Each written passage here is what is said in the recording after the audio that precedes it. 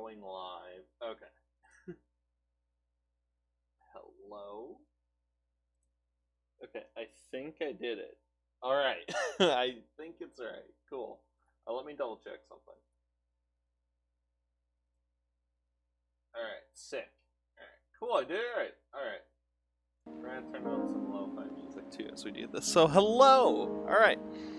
I am going to be opening up some Kamigawa Neon Dynasty. I'm super excited for this set. It's probably the set since I've really gotten into Magic I'm the most excited for. So I'm actually going to 2 pre-releases, and one of them I already did. So what I'm going to do is I'm going to set these aside, and then we're actually going to look at the stuff I got from last night's pre-release. So I wound up only winning 1 pack. I kind of had a big pile of cards, and it wasn't great. It was not a very good pre-release for me. So basically, I'll show those in a bit.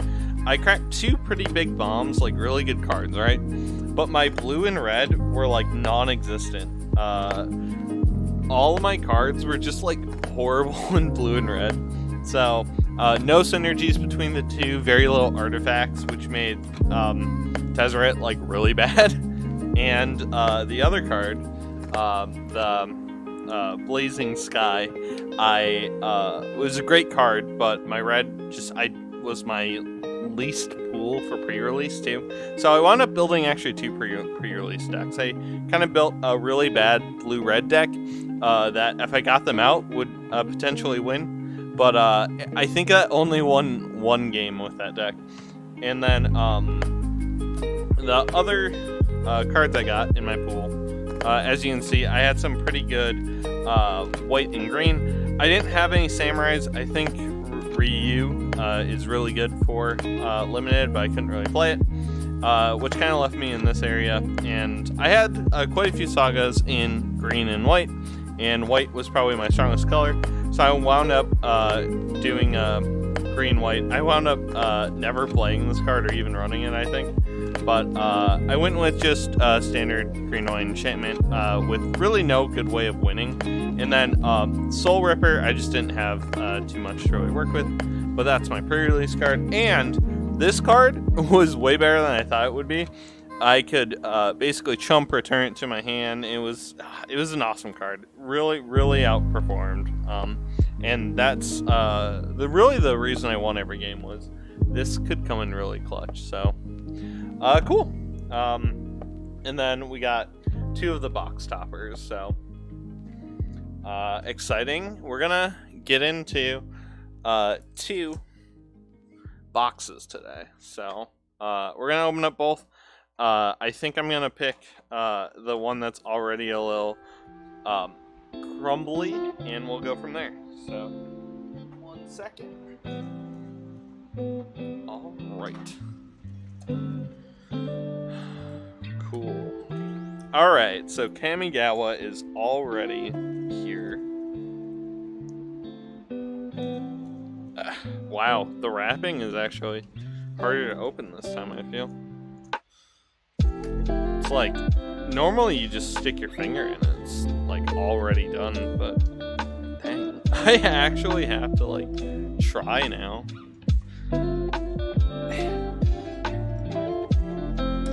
Alright, there we go.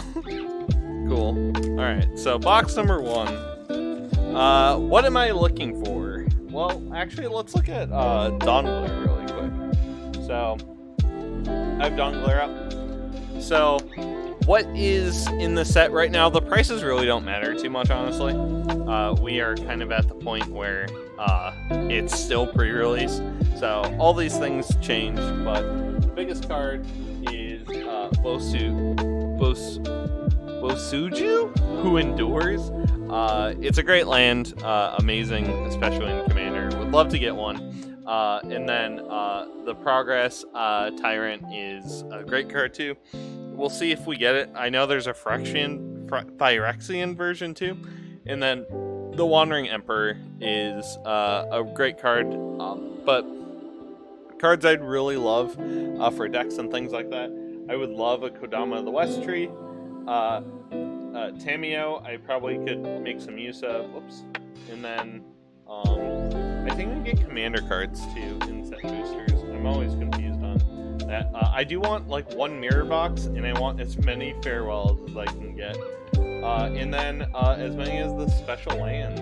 And then anything else is just kind of awesome. And if I don't get any of that, it happens, right? But yeah, I'm super excited just to kind of see what we get. There's a ton of cards that people are kind of excited for. In pre-release, you can kind of tell a little bit about what people are excited for is more so the price of everything. So yeah, let's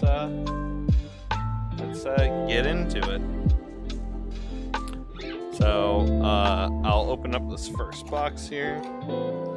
What is this? Yeah, the companion app. So yesterday, my pre-release actually, the tournament crashed right in the middle of it. So they could not like run the tournament effectively, and they had to switch over to paper. And we wound up sitting there for like 40 minutes. And as soon as they like finished like making the tournament in paper, the computer system started working again. So that's I got a set booster for winning too, so we'll open that. Let me bring this camera back in, play around with some stuff here.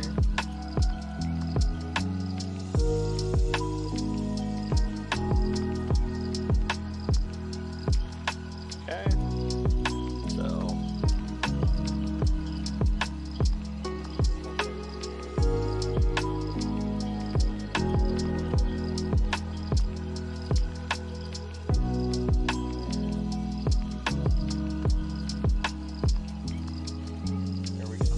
alright.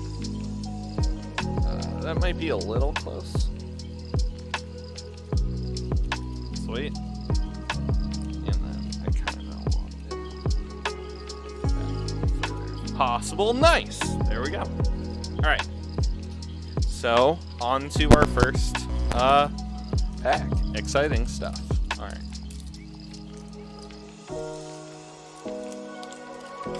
So this is the one I got from the pre-release, so maybe we'll see if we're lucky. So, token.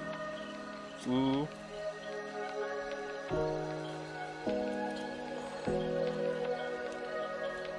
Her art card, that is a dog. This is one of the commander cards.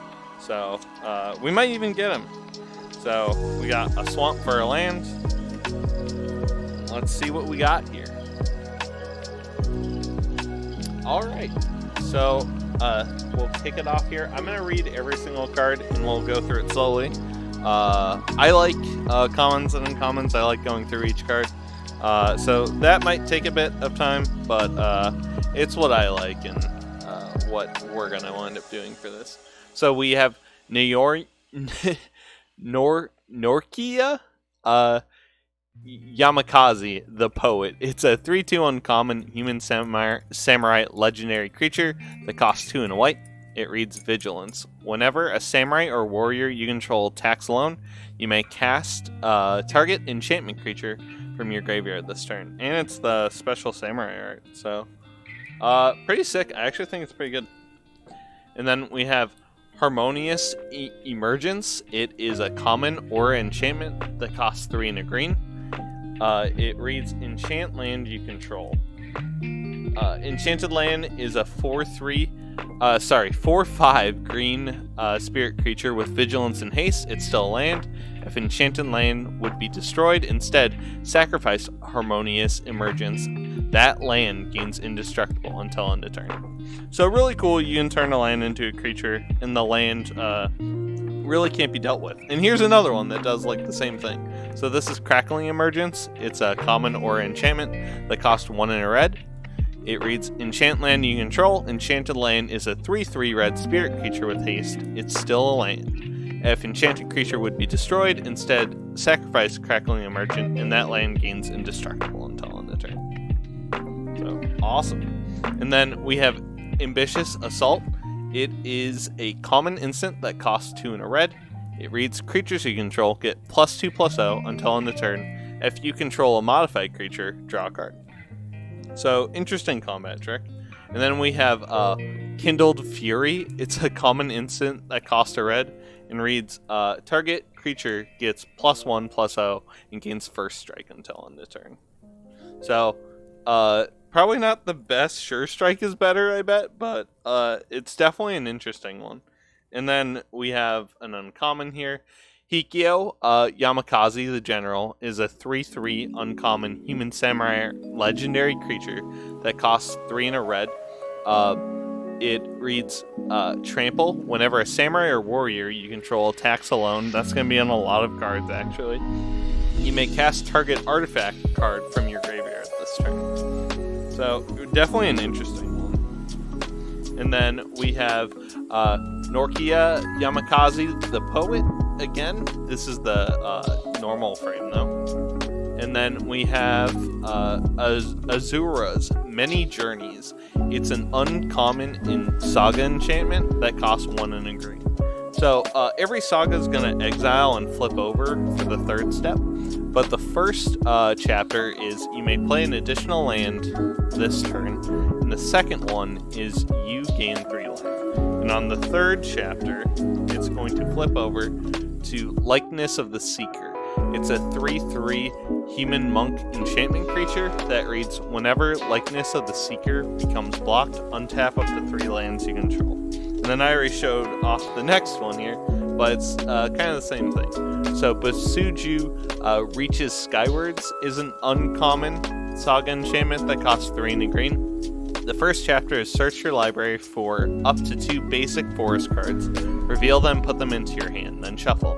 And then put up to 1 target land card from your graveyard on top of your library, and then when it flips, it's a pretty simple one. It is Branch of Bosuchi, and that is a 0/0 plant enchantment creature with reach that also reads Branch of Bosuji gets +1/+1 for each land you control. So it grows for every land. And our rare is Eater of Virtue. Eater of Virtue is a rare equipment legendary artifact that costs 1 and reads a lot of decks.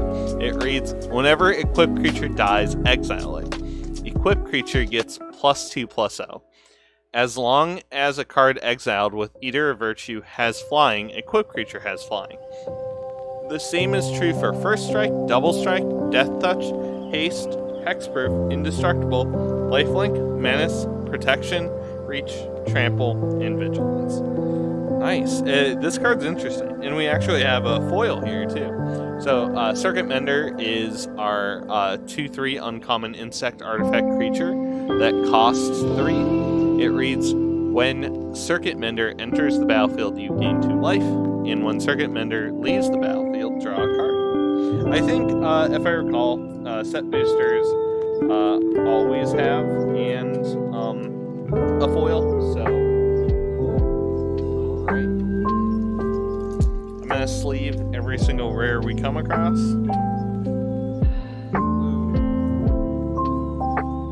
Sweet. Alright. On to our next pack. These are very easy to open. Alright, we have our rules card. Amazing. What do we got here?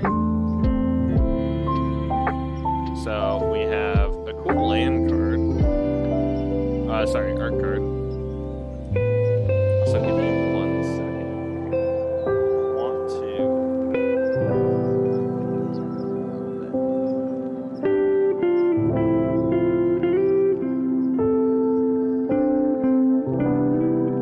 All right.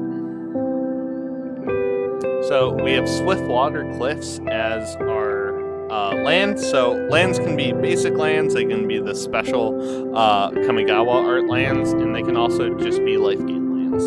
So we got Swiftwater Cliffs. Okay, and then we have Futuristic Operative is a 3/4 uncommon human ninja creature that costs 3 and a blue.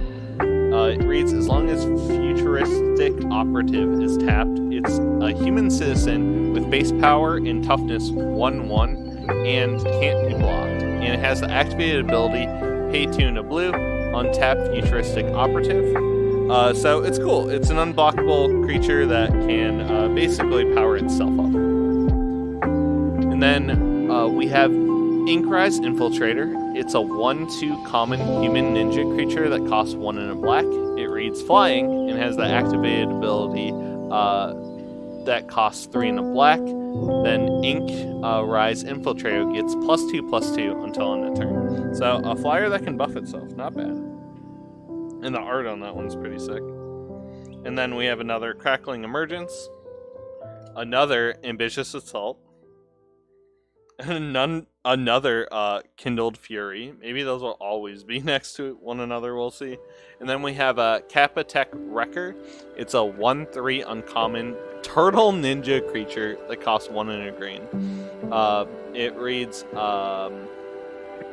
ninjutsu for 1 and a green.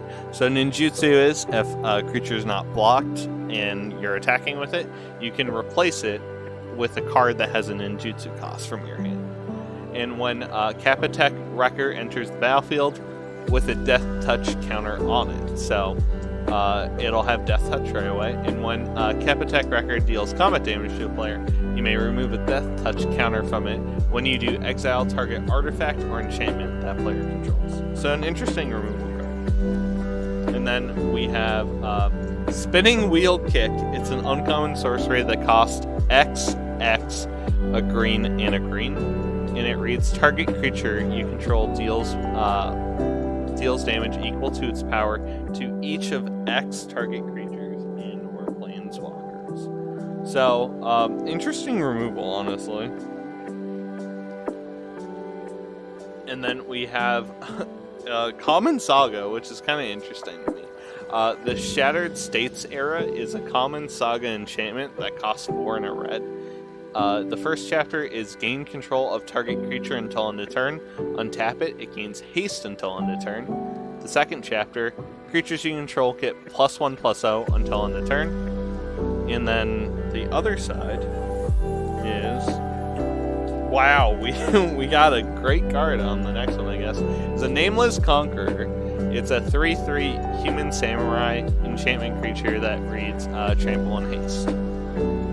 Oh yeah, I guess I'm not reading the flavor text. I think I'll start, but I'm probably not going to go back and reread all the flavor text. In the wake of Kamigawa descended into a state of constant warfare, even with Quixote's wisdom guiding them. It took the first Imperials decades of work and bloodshed to subdue the clans and bring peace to the land. Interesting.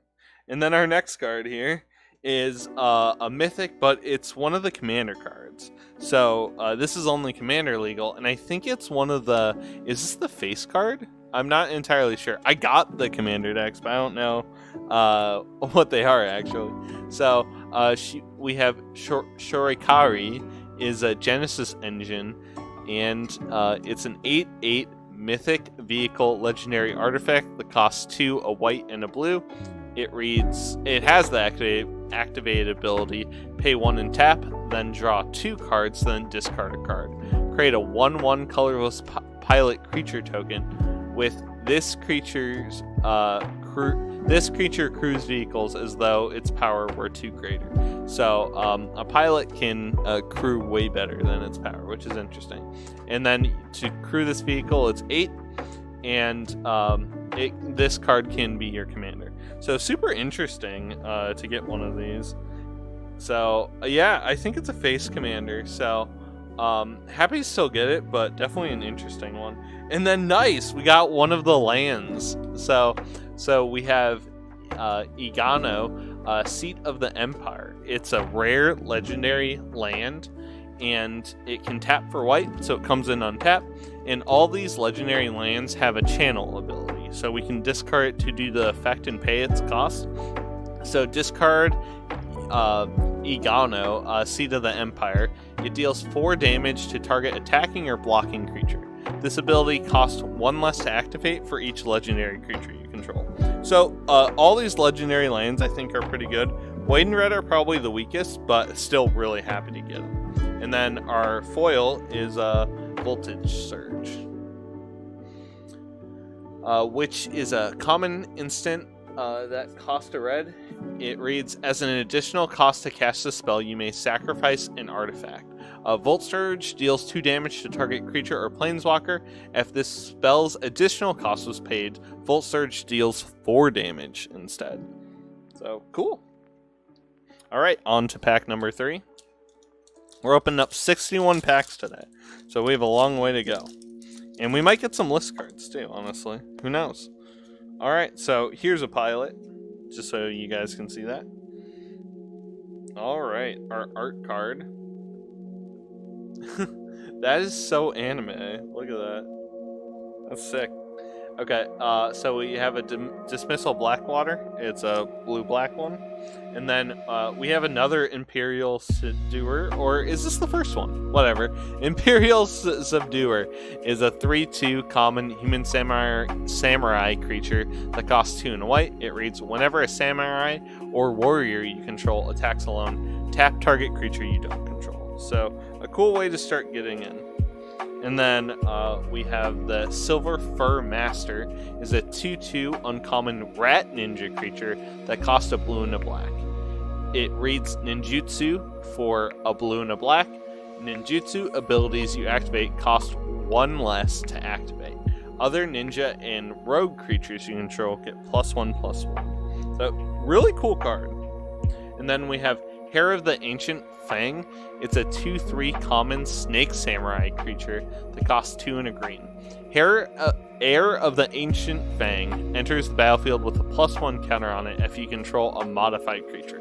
Modified creatures are equipment, auras, and counters, so if they're on one of your creatures, you have a modified creature. On the last day of Juka's agent's training, they are bequeathed a powerful relic blessed by the Kami. Cool. Love the lore of this place. It's cool. And then we have the Fang of Shikiti. It's a 1/1 common snake ninja enchantment creature that costs a green and reads Death Touch. And the flavor is, let me give you a taste of the poison you've poured into our land. So cool. The Kamis and all that. It's just such an interesting plane. So, Master's Rebuke is a common instant that costs 1 and a green. It reads, target creature you control deals damage equal to its power to target creature or planeswalker you don't control. You've always been a promising student, but your arrogance far outstrips your prowess. Nice. So, we have Jukai Preserver. It is a 3/3 common human druid enchantment creature that costs 3 and a green. It reads, Jukari Preserver enters the battlefield. Put a +1 counter on target creature you control. It has channel for 2 and a green, so discard Jukai Preserver. I'll stick with that. Put a +1 counter on each up to 2 target creatures you control. And then the flavor, the Kami grant you this boon, not I. That's cool. I love the balance of all that. Then we have Mobilizer Mech. It is a 3/4 uncommon vehicle artifact that costs 1 and a blue. It reads Flying. When Mobilizer Mech becomes crewed, up to 1 other target vehicle you control becomes an artifact creature until end of turn. So I love this card because it can, when you crew it for 3, it can crew another vehicle. I think that's really cool. And then we have Prodigy's Prototype. It's a 3/4 uncommon vehicle artifact that costs 1, a white, and a blue. It reads, whenever 1 or more vehicles you control attack, create a 1/1 colorless pilot creature token. With this creature, crews vehicles as though its power were 2 greater. And its crew cost is 2. We'll be seeing a lot of those pilots, so... And then we have Tales of Master Shishiro. It's a common saga enchantment that costs 4 and a green. The first and second chapter reads, put a +1 counter on target creature or vehicle you control, gains vigilance until end of turn. And then its other side is Shishiro's Living Legacy. It's a 5/5 snake warrior enchantment creature that has vigilance and haste. In times of strife, the foolish make a fist while the wise make a friend. Super interesting. Love that. And then we have a rare. It's a Biting Palm Ninja. It's a 3/3 rare human ninja creature that costs 2 and a black. It reads ninjutsu for 2 and a black. Biting Palm Ninja enters the battlefield with a menace counter on it. Whenever Biting Palm Ninja deals combat damage to a player, you may remove a menace counter from it. When you do, that player reveals their hand. You choose a non-land card from it, exile that card. My reading got ahead of me. So that's one of our rares. And then we also have Aki Ember Keeper. It's a 2/1 common Goblin Warrior enchantment creature that costs 1 and a red. It reads, whenever a non-token modified creature you control dies, create a 1/1 colorless spirit creature token. Follow my lantern, little ones. And that's our foil. Sick. So we'll sleeve this one here.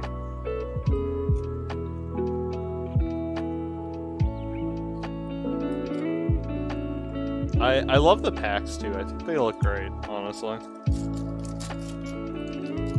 Alright, so we probably have a list card, or I think the double, the two-sided filler cards also exist. So, how's that? Awesome. So we have our art card here. Nice. We have a foil normal land, kind of disappointing, but that's okay. We have our Reinforced Ronin, is a 2/2 uncommon human samurai artifact creature that costs a red and reads, haste, at the beginning of your end step, return Reinforced Ronin to its owner's hand. And then it has channel for 1 and a red, discard Reinforced Ronin to draw a card. So, interesting card. It's going to keep bouncing, but it has haste, so you can do a lot of cool things with it. But it's also a card you really have to kind of play around, build around, do all that. And then we have another Imperial Subduer. We have an Iganjo Exemplar, is a 2/1 common human samurai enchantment creature that costs 1 and a white. It reads, whenever a samurai or warrior you control attacks alone, gets +1/+1 until end of turn. Imperial samurai undergoes strict training, honing their skills in purifying their spirits in the hope that they will prove worthy of Kami's blessing. So cool. And then another Imperial Subduer.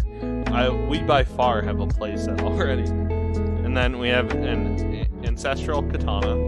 It's a common equipment artifact that costs 1 and a white. It reads, whenever a samurai or warrior you control attacks alone, you may pay 1. When you do, attach Ancestral Katana to it. Equipped creature gets +2/+1, and its equip cost is 3. And then we have a Moth Rider Patrol. Love the art on this one, it looks amazing. It's a 1/1 common Fox Warrior creature that costs a white. It reads flying and has the activated ability pay 3, a white, and tap. Then you can tap target creature. Be proud, young pup. You've earned your wings. Rise and become the Western Wind. Nice. Oh, I grabbed 2 cards. Alright. So, we have Gloom Shrieker. It's a 2/1 uncommon cat beast enchantment creature that costs 1, a black, and a green.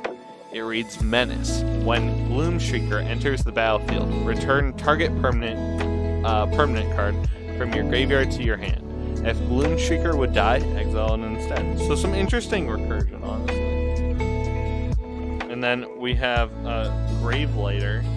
It is a 2/2 uncommon spirit creature that costs 2 and a black. It reads Flying. When Gravelighter enters the battlefield, draw a card if a creature died this turn. Otherwise, each player sacrifices a creature. It appears only to those whose lives are ending, welcoming them to their fate. I can read, I promise. I'll get there. And then we have the life of Toshiri Umizawa. let me try again. Life of Toshiro Umizawa. I can do it. I need to just pause before I read ones like this. And then we have an uncommon saga enchantment that costs 1 and a black. The first and second chapter read choose one. Target creature gets +2/+2 until end of turn, or target creature gets -1/-1 until end of turn, or you gain 2 life. And when it comes in transformed is Memory of Toshiru. It's a 2/3 human samurai enchantment creature with the activated ability tap and pay 1 life. Add black. Spend this mana only to cast an instant or sorcery spell. So some spell slinging black is really interesting. The flavor. Some call him the hero of Kamigawa. Others, a selfless thief. As ever, the truth is hidden somewhere in between. I like the flavor a lot, though. That was cool. And then we have our rare is Kami of Transcendence. That's not Transcendence. So Transcendence. I don't know. It's a 2/2 rare spirit creature that costs 1 and a green. It reads Trample. Whenever you cast an enchantment spell, put a +1 counter on Kami of Transcendence. At the beginning of each end step, if an enchantment was put into your graveyard from the battlefield this turn, you may return Kami of Transcendence from your graveyard to your hand. So it can recur back to your hand. Interesting. And then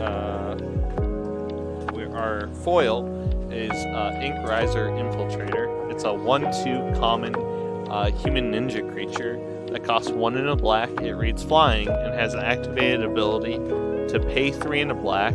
Then Inkrise Infiltrator gets +2/+2 until end of turn. They can't follow your footprints if you never touch the ground. And yep, we didn't get a list card. Instead, we got what I was talking about. One of these proxy cards, basically.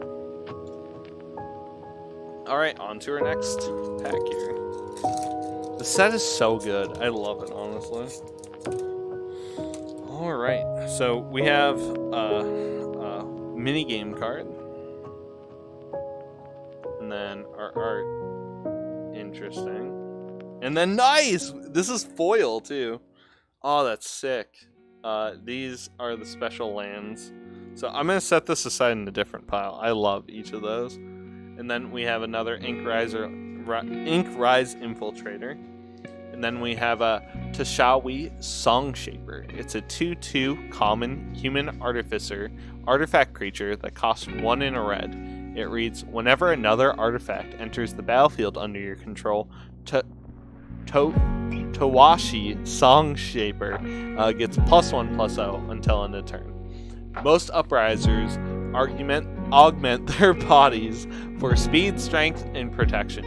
But if you just want to be one with the music, why does it get stronger then? Toughness, I think, would be a little bit more flavorful, but probably not as good. So, Chainflail Centipede is a 2/2 common equipment insect artifact creature that costs 2 and a black. It reads, whenever Chainflail Centipede or equipped creature attacks, it gets +2/+0 until end of turn. And has a new mechanic, Reconfigure, for 2. Reconfigure is basically an equip cost.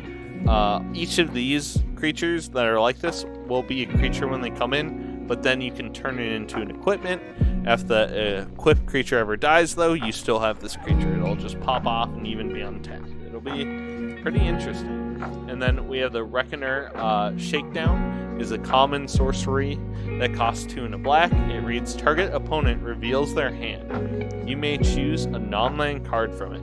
If you do, that player discards that card. If you don't, put 2 +1/+1 counters on a creature or vehicle you control. That's a start. What else do you have for us? Nothing real. We don't have much, but that's a cool card. Then we have Web Spinner Cuff. It's a 1/4 uncommon equipment spider artifact creature that costs 2 and a green. It reads reach, not trample, reach. A equipped creature gets +1/+4 and has reach. And then the reconfigure cost for this one is 4. Then we have Acquisition Octopus. It's a 2/2 uncommon equipment octopus artifact creature that costs 2 and a blue. It reads, whenever Acquisition Octopus or equipped creature deals combat damage to a player, draw a card. And reconfigure for 2. You can never have too many arms. I mean, there can be a limit, I think. There can never be too many arms is a bit of a stretch, I feel. Then we have Leech Gauntlet, is a 2/2 uncommon equipment leech artifact creature that costs 1 and a black.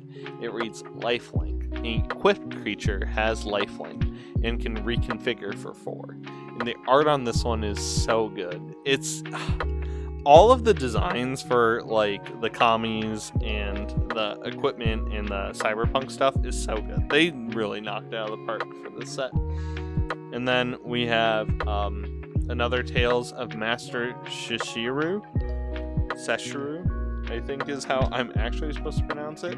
And then, ooh, we have a cool card here. Our rare is a March of Reckless Joy. It's a rare instant that costs X and a red and reads, as an additional cost to cast a spell, you may exile any number of red cards from your hand. This spell costs 2 less for each card exiled this way. Exile the top X cards of your library. You may play up to 2 of those cards until end of your next turn. So the March of cycle in the set, they're all going to have that exile from your hand to discount the cost clause, and we actually got a special art version here. So these are like the neon borders, and you can tell that the art, well, you can't tell, but the art is different on them too. So awesome pull. And then we got a card that we got from pre-release actually. So whoops, sorry. This is a Brilliant Restoration.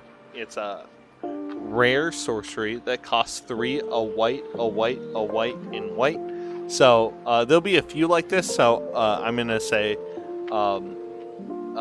probably like something else instead. Let me think. So its cost is 3 and 4 white, I think is what I'll say. And then it reads, return all artifact and enchantment cards from your graveyard to the battlefield. So very expensive, but it does a lot. We have done our best to heal this land together, but now I must entrust the future to my sister. She will carry our dreams onward into the sunrise. And then our fancy foil is Aki War Paint. It is a common or enchantment that costs a red. It reads, enchant artifact or creature, as long as enchanted permanent is a creature, gets +2/+1. Aki Paint Bright. Bold designs on their savage imperial mechs, leaving no doubt as to who they belong to now. Awesome. I'm loving this set. I know it's pretty chill right now, but I just think everything in this set, the art's amazing, the flavor is great, the cards are really cool, so I'm loving that. I'm just having a good time. I really love this set. Alright. So, sick art card, honestly. Wow! And that's another foil, too. This is a foil, the special swamp version. That's sick. That's really lucky. We have Covert Tactician, the really anime art on this version of it too. So it's a 2/4 uncommon human ninja artifact creature that costs 2 and a blue.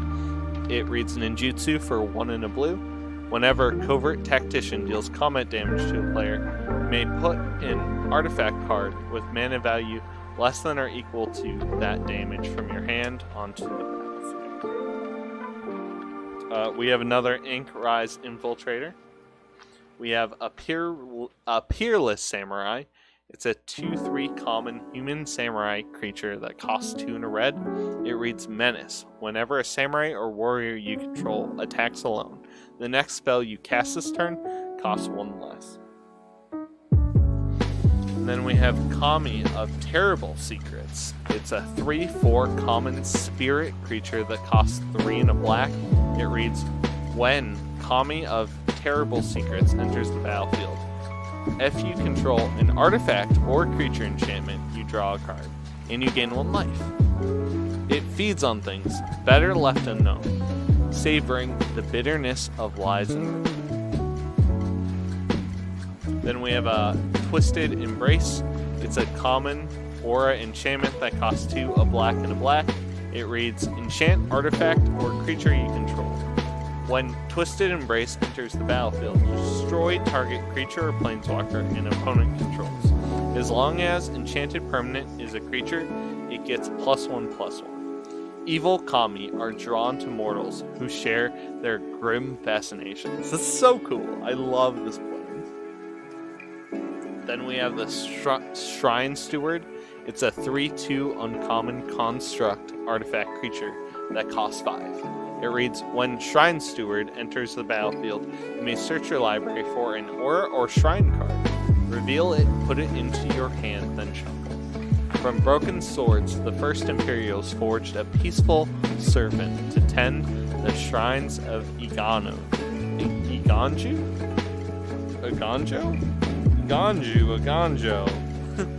Then we have Naomi, Pillar of Order. It's a 4/4 uncommon human advisor legendary creature that costs 3, a white and a black.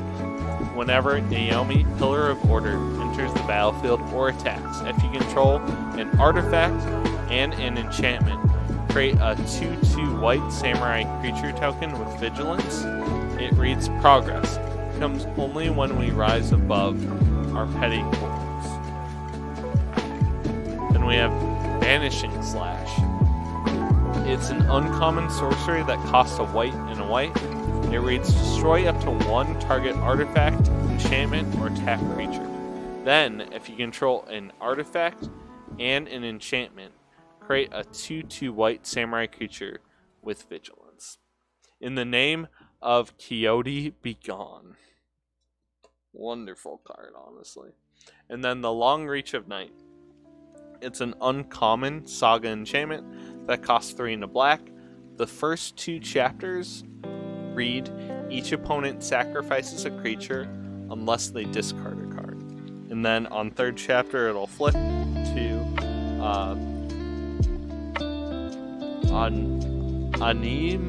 Animus of Light's Reach. It's a 0/4 spirit enchantment creature that reads Menace. Whenever Animus of Night's Reach attacks, it gets +X/+O until end of turn, where X is the number of creature cards in defending player's graveyard. The Dark Biogen's gifts were instrumental in ending the Kami War. And then our rare here is Reckoner Bankbuster. It's a 4/4 rare vehicle artifact that costs 2. It reads, Reckoner Bankbuster enters the battlefield with 3 charge counters on it. Has the activated ability, pay 2 and tap, remove a charge counter from Reckoner Bankbuster to draw a card. Then if there are no charge counters on Reckoner Bankbuster, create a treasure token and a 1/1 colorless creature token with this creature crew's vehicles as though its power were 2 greater, and its crew cost is 3. So after you do it 3 times, it can crew itself indefinitely, but definitely a slow card, but I think it's interesting, honestly. And then we have a foil here. Wow, that is a really cool card to get. We have a Greasefang Akobi Boss foil version. So it's a 4/3 rare rat pilot legendary creature that costs 1, a white and a black. It reads, at the beginning of combat on your turn, return target vehicle card from your graveyard to the battlefield. It gains haste. Return it to its owner's hand at the beginning of your next end step. It's hard to say which is more deadly, her bike or her bite. That's amazing. I love the flavor. The foil of that is really, really good. That art just looks amazing, honestly. Yeah, a foil rare. That's sick. I'm happy. I'm loving this set. I'm having a grand old time.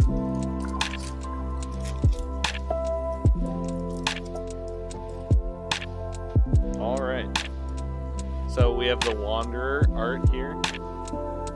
And we have another amazing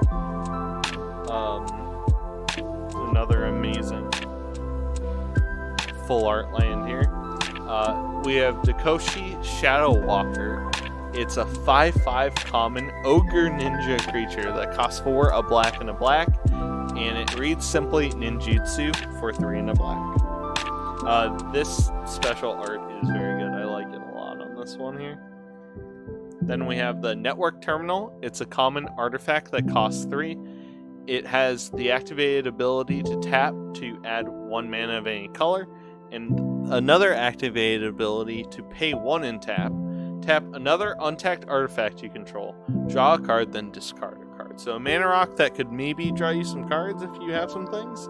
And then public access terminals around to Shoei provide residents with up-to-date information on everything from traffic delays to hostile kami sightings.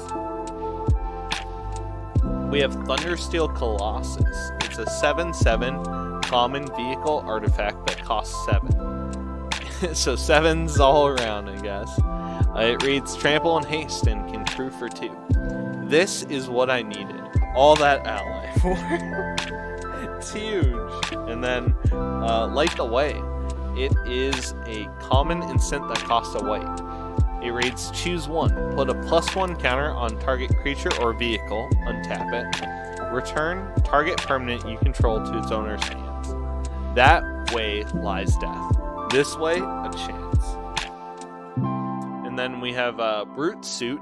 That's fun to say.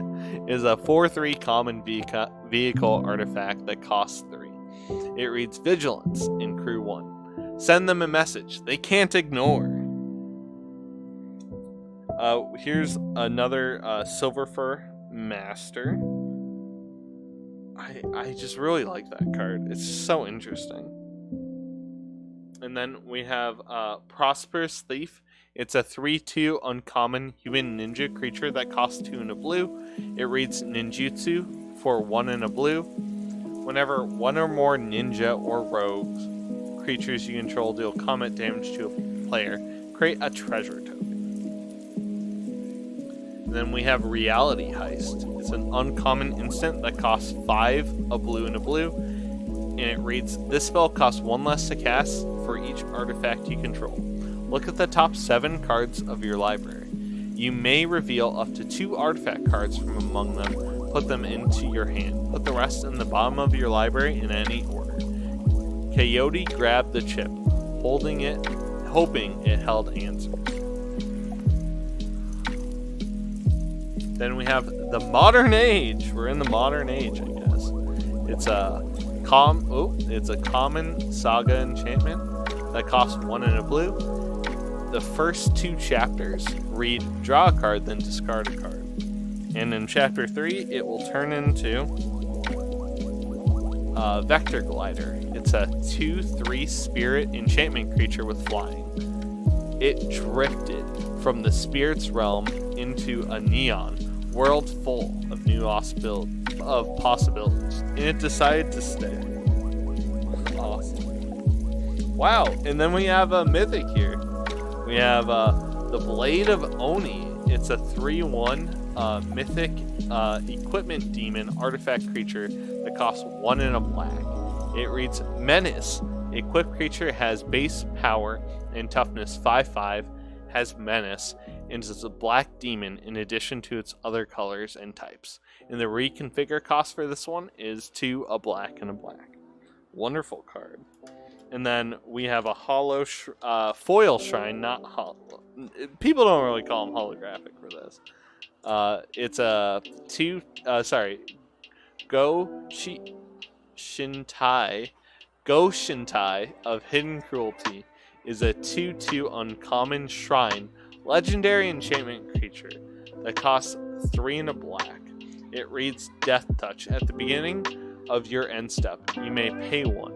When you do, destroy target creature with toughness X or less, where X is the number of shrines you control. It seeks those who hate in their hearts and offers vengeance. And then we do have a list card here.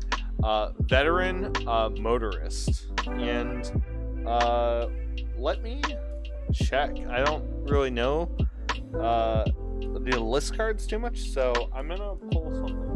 Give me 1 second.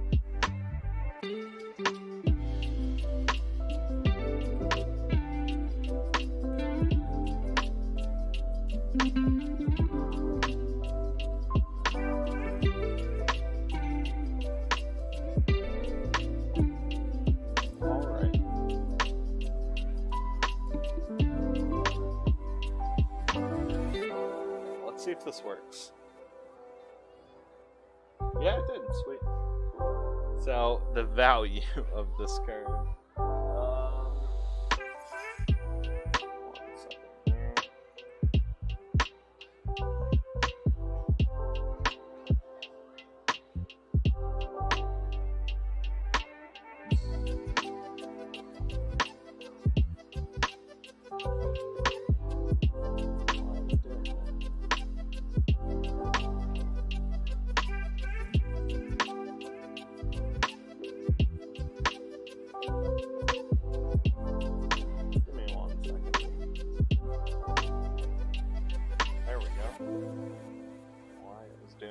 Okay, cool. I got it working.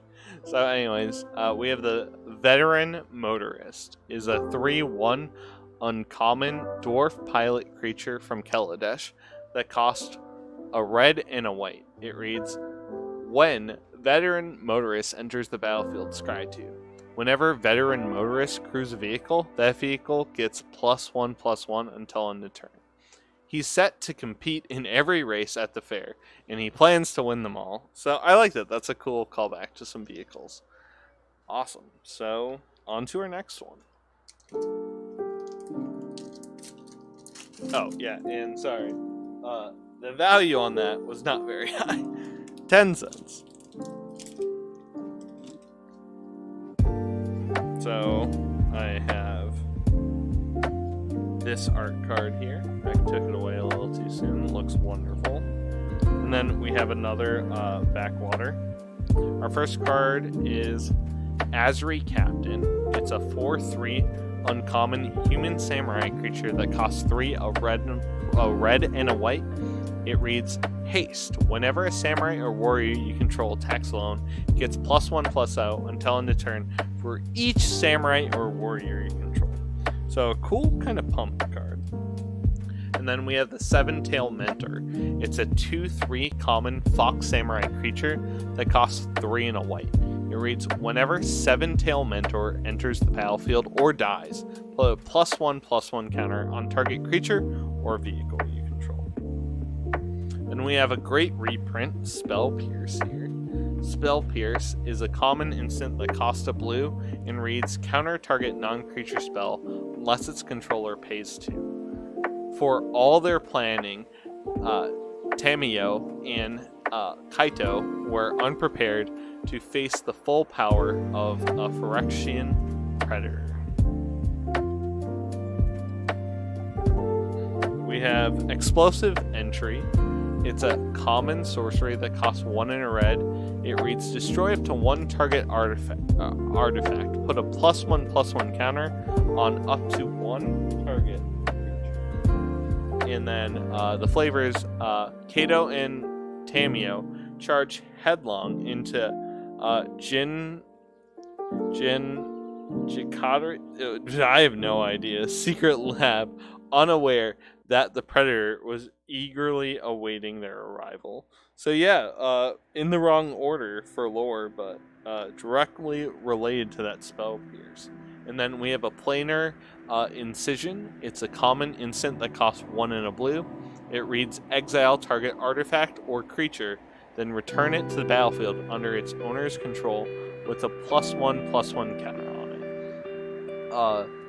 it. Jin Jitakitsa? I have no idea how to pronounce that. Jinoxius had long coveted the secrets of planeswalking, spirits that could pass between worlds, made for perfect test subjects. We'll get through it, but wow, that is a name and a half right there. And then we have Saiba Trespassers. It's a 3/5 common Moonfolk Ninja. I think this is the one that's supposed to be a rogue, but I don't know. Artifact creature that costs 4 and a blue. It reads Channel for 3 and a blue. Discard Saba Trespassers. Tap up to 2 target creatures you don't control. Those creatures don't untap during their controller's next untap step. So, 1 to clear the way, another to erase the controls. And then we have a Skyblessed Samurai. It's a 4/4 uncommon human samurai enchantment creature that costs 6 and a white. It reads, this spell costs 1 less to cast for each enchantment you control in flying. Imperial Samurai, who show exceptional honor and dexterity, are invited to train as Moth Riders, elite guards charged with protecting the skies of Igano. We have Juka Naturalists. It's a 2/2 uncommon human monk enchantment creature that costs a green and a white. It reads Lifelink. Enchantment spells you cast cost 1 less to cast. He had heard rumors of the cities, the constant noise, the stagnant air, the tainted water, and he had no wish to learn if they were true. That's amazing. That's so cool. All right. Then we have another Bosoju Reaches Skyward. Wow, another Tezzeret. Okay, so one of the cards I got from my pre-release, getting another is amazing. So Tezzeret, Betrayer of Flesh. It's a mythic legendary planeswalker that costs 2, a blue and a blue. Its starting loyalty is 4, and it reads the first activated ability of any artifact you activate each turn costs 2 less to activate. The first ability is +1. Draw 2 cards, then discard 2 cards unless you discard an artifact card. -2, target artifact becomes an artifact creature. If it isn't a vehicle, it has base power and toughness 4. And -6, you get an emblem with whenever an artifact you control becomes tapped, draw a card. Really cool card. Really love it. Getting another is not a bad thing at all. So then we have a foil Unforgiving one. It's a 2/3 uncommon spirit creature that costs 2 and a black. It reads Menace. Whenever Unforgiving one attacks, return target creature card with mana value X or less from your graveyard to the battlefield, where X is the number of modified creatures you control. And the foil on that one is really interesting. We have another wild card. Alright, we have a ton of packs to go. We haven't gotten many duplicates, which is wonderful. And these packs, oh, I love it. They just open so easily. So, let's see. And we got one of the signed ones. I like them, but I don't think any of them really are worth anything. Wow, we're getting just swamps all day. Let me show this off here too. So we got these two, right? So I'll just order it like that. So each of the special lands kind of has 2, right? So there's 2 of each of them. So the black one here is like a past version, right? Just one of the kami nature and all that, and then we have one of the city, basically. So I love that. It's such a cool thing. Really in love with the lands of this set. Okay. So we have an Aki Ronin. It's a 1/3 common goblin samurai creature that costs 1 in a red. And it reads, whenever a samurai or warrior you control attacks alone, you may discard a card. If you do, draw a card. We have a Hair of the Ancient Fang. It's a 2/3 common snake samurai creature that costs 2 in a green.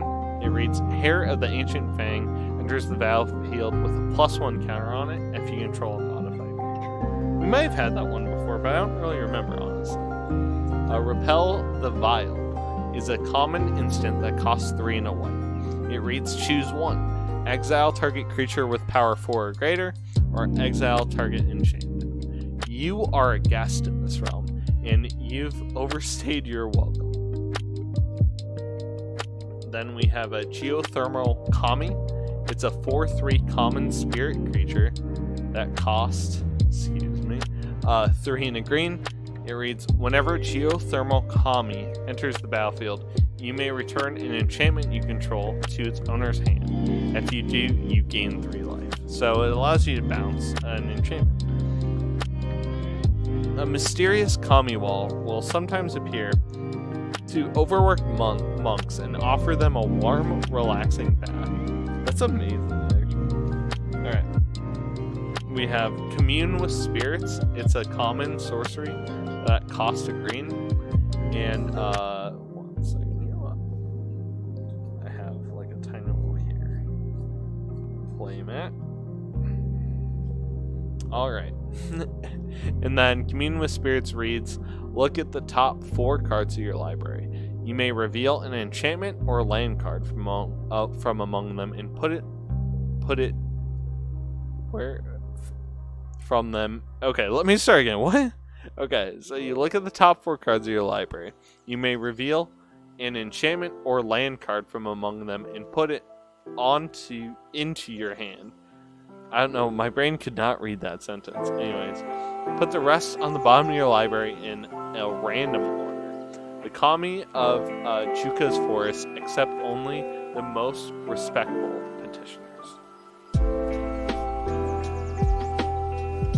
Then we have Touch of the Spirit Realm. It's a uncommon enchantment that costs 2 and a white. It reads, when Touch of the Spirit Realm enters the battlefield, exile up to 1 target artifact or creature until Touch of the Spirit Realm leaves the battlefield. You can also channel it for 1 and a white. Discard Touch of the Spirit Realm. Exile target artifact or creature. Return it to the battlefield under its owner's control at the beginning of next on step. So blink or a kind of temporary removal. So we have an Okari Merge Keeper.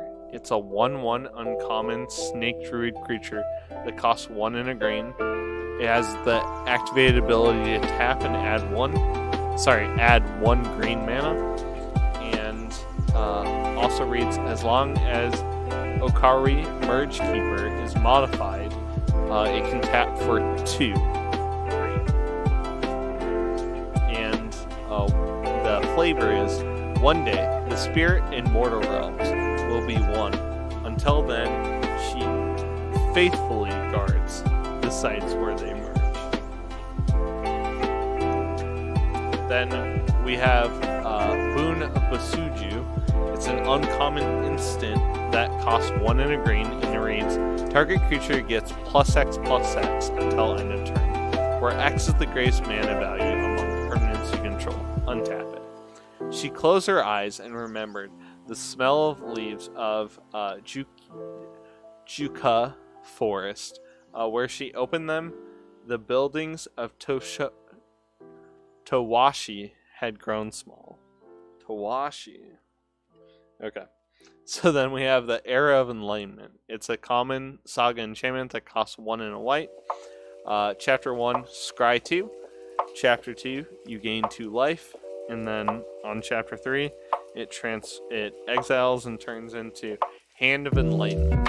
It's a 2/2 human monk enchantment creature with first strike. We have endured lifetimes of war and carved our way to peace by blade and conquest. Now, united at last until Quixote's guidance, we lay down our weapons and open our minds. And then we have a great card, actually. I think this is an amazing card for Commander. So we have a Spirit Sister's Call.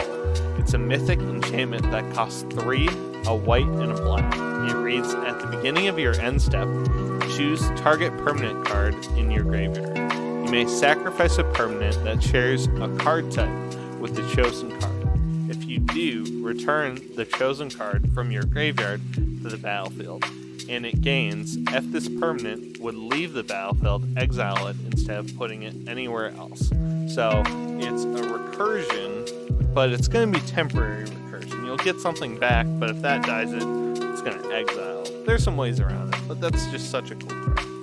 And then I think this is one of the uncommons a lot of people are looking for, actually. It's something that I wanted one, and I got a nice foil version. So we have a Secluded Courtyard, and the foil of it's amazing, honestly. It's an uncommon land. It reads, as Secluded Courtyard enters the battlefield, choose a creature type. And it has 2 activated abilities. The first is just tap to add 1 colorless mana. The second one is add 1 mana of any color. Spend this mana only to cast a creature spell of the chosen type or activate an ability of a creature or creature card of the chosen type. So really, really great. I love effects like this. And getting a foil one of that is so wonderful. And then we have Witch's Eye. So Witch's Eye is an uncommon equipment artifact that costs 1. It reads, equipped creature has the activated ability to pay 1 and tap to scry 1. And then the equip cost is 1. The flavor text of that is, the price of prophecy is a vacant eye socket. That is, wow. That's something. Alright, let's see how much Witch's Eye is worth. I have no idea. It doesn't seem very playable, so I don't think it's going to be worth much.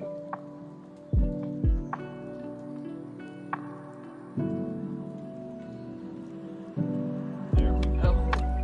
Witch's Eye is an 11-cent card. Alright. I'm really happy with that pack. We got 2 great cards. The land is going to be an instant include in my Pirate Commander deck, so very happy about that one, honestly. Anime! I love that. It's such a cool card. So we have a Jungle Hollow. So we have a Silver Fur Master. The special art of that one was cool though. And then we have a Sunblade Samurai. It's a 4/4 common human samurai enchantment creature that costs 4 and a white. It reads Vigilance and has channel for 2. So discard Sunblade Samurai, search your library for a basic plains card, reveal it, put it into your hand, then shuffle. You also gain 2 life. Then we have Imperial Oath. It's a common sorcery that costs 5 and a white. It reads, create 3 2/2 white samurai creature tokens with Vigilance. You get to scry 3. The chosen to guard the Imperial Palace are not only unrivaled warriors, but also lion-hearted champions of the Imperial cause. And we have the Experimental Synthesizer.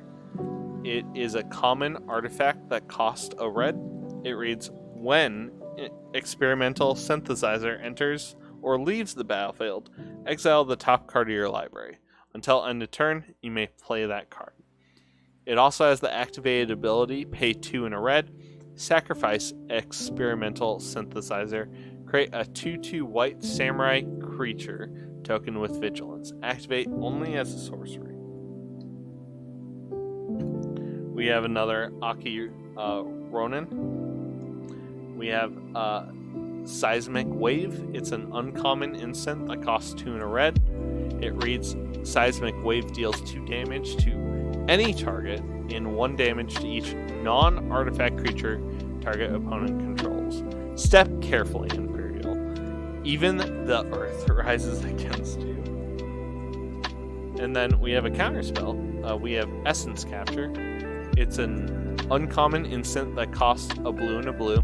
It reads, counter target creature spell, put a +1/+1 counter on up to 1 target creature you control. The futurists regard the tradition of kami bonding as an anachronist, and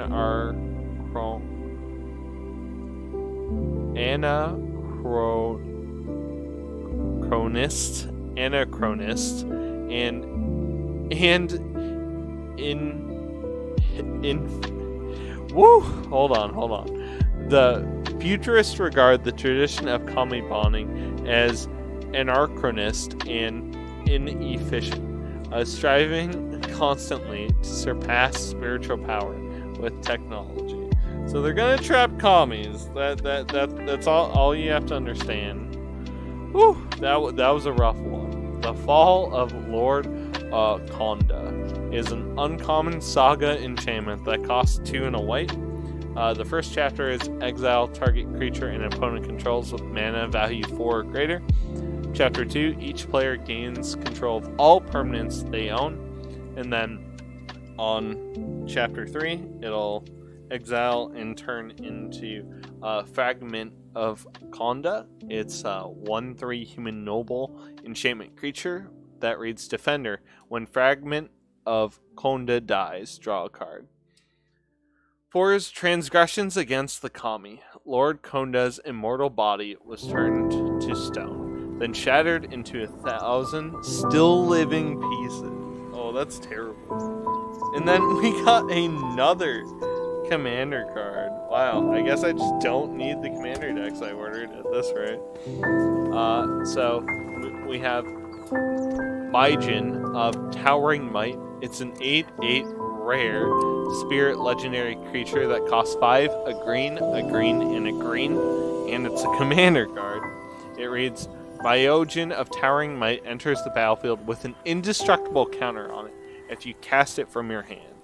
And remove an indestructible counter from Baijin of Towering Might. Distribute 8 +1 counters among any number of creatures you control. They gain trample until end of turn. So, what kind of overrun is this? This is a really cool card. I do love it. I've not seen a lot of the commander cards yet, so these are going to be ones that are going to really surprise me. And then we have another Eater of Virtue. That was the first rare we opened up. And then our rare is a Network Disruptor. Not a rare, our foil is a Network Disruptor. It's a 1/1 common Moonfolk Rogue artifact creature that costs a blue. It reads, Flying, when Network Disruptor enters the battlefield, tap target permanent. Just as I suspected, they thought they'd hidden the terminal, so they got lazy with the encryption. Man, what a hacker, bro! I love it. Alright. More cards to come. Let's do it.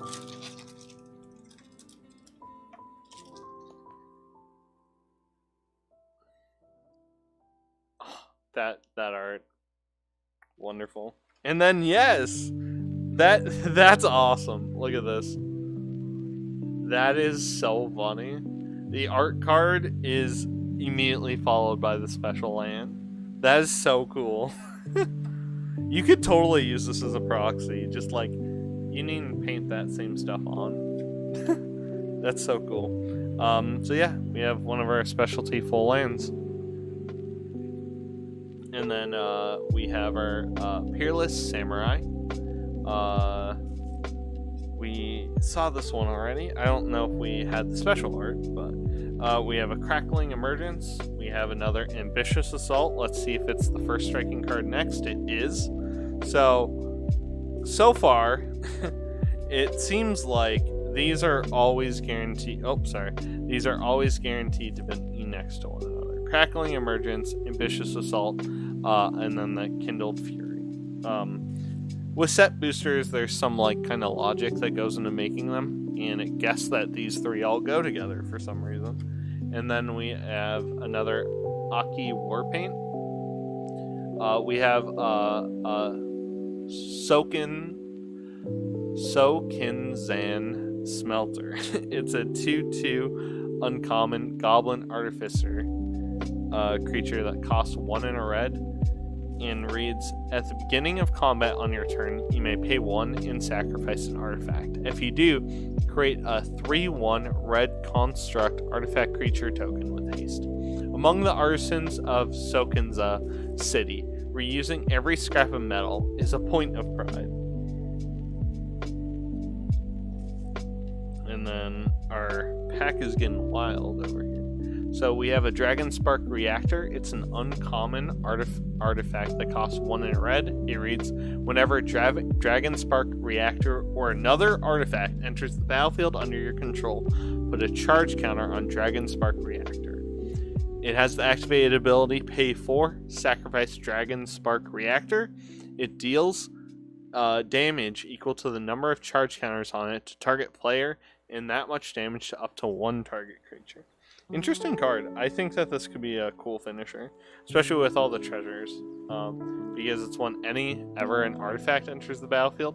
So play this, play a Dockside, and value, I guess. And then we have the Shattered States era. I think we have this one, but I'll read it again. The Shattered States era is a common saga enchantment that costs 4 and a red. First chapter is gained control. Yes, we did. I 100% remember that after I started reading it again. But we have a Befriending the Moss is a common saga enchantment that costs 3 and a white. The first 2 chapters are target creature you control gets +1/+1 and gains flying until end of turn. And on chapter 3, it exiles and becomes Imperial Moth. It's a 2/4 insect enchantment creature that reads flying. The moths of Yanjo were once no different from any other great beast of Kamigawa's wilds. It took years of patience and dedication to convince them to bear riders. And I accidentally showed it, but we got the best card to get. We got Bosoju, who endures. It's a rare legendary land. And this is the best card by far in the set. And here's why. So it comes in untap, and it can tap for a green. So it's basically just a force. But here's why it's so good. It has channel for 1 and a green. Discard Bosoju, who endures. Destroy target artifact, enchantment, or non-basic land an opponent controls.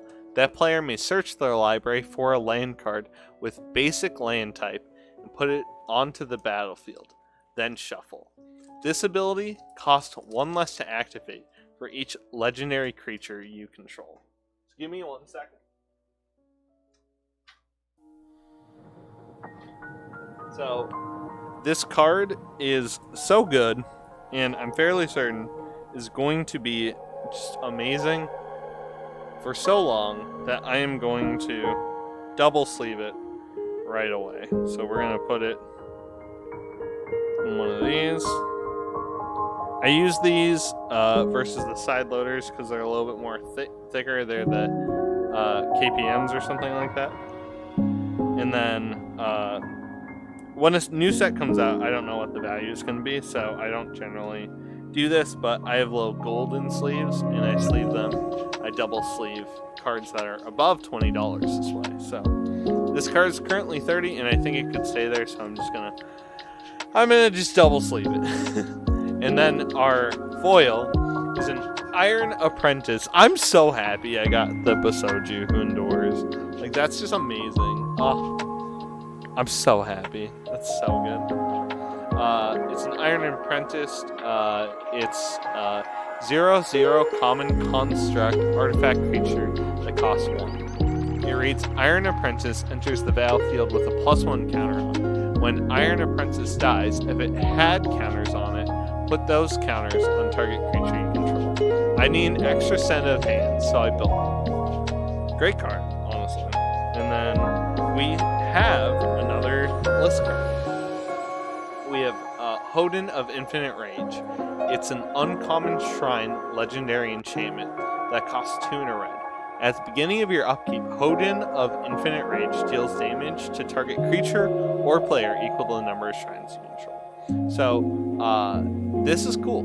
I like that you can get the shrines. And then, to the sorrow of all, its rage became focused on those who once stoked. Alright, let's see if I can get it to pick up the value of it. Otherwise, we'll search for it directly. So that one's $2 actually. So that's great. So for cards we can find the value of, we'll slate on.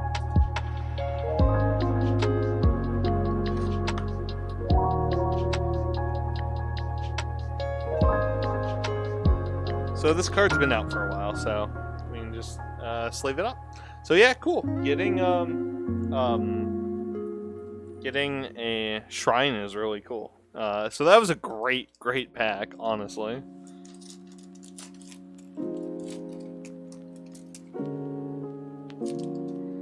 And then I think the last one was a token. Sorry. Token.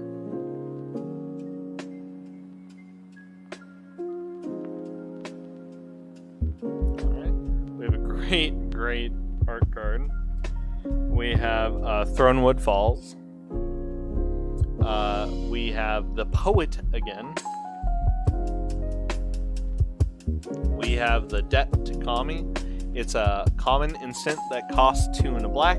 It reads choose 1. Target opponent exiles a creature they control, or target opponent exiles an enchantment they control.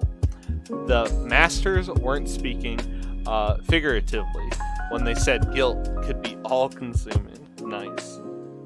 Then we have Kami of Restless Shadows. It's a 3/3 common spirit creature that costs 4 and a black. It reads, when Kami of Restless Shadows enters the battlefield, choose 1. Return up to 1 target ninja or rogue card from your graveyard to your hand, or put target creature card from your graveyard on top of your library. So it can get ninjas straight into your hand, or put anything on top of your library, any creature on top of your library. Then we had, we didn't have this one yet, but we have Mokotai Ambusher. It's a 3/2 common rat ninja artifact creature. It costs 3 and a black. It reads an ninjutsu for 1 and a black and lifelink. The Mokotai Reckoners specialize in stealth and subterfuge. And then we have a Ninja's Kunai. It's a common equipment artifact that costs 1. It reads, equipped creature has the activated ability to pay 1 and tap, sacrifice Ninja's Kunai. Ninja's Kunai deals 3 damage to any target, and the equipped cost is 1. A point of Pierce Flesh in Spirit alike.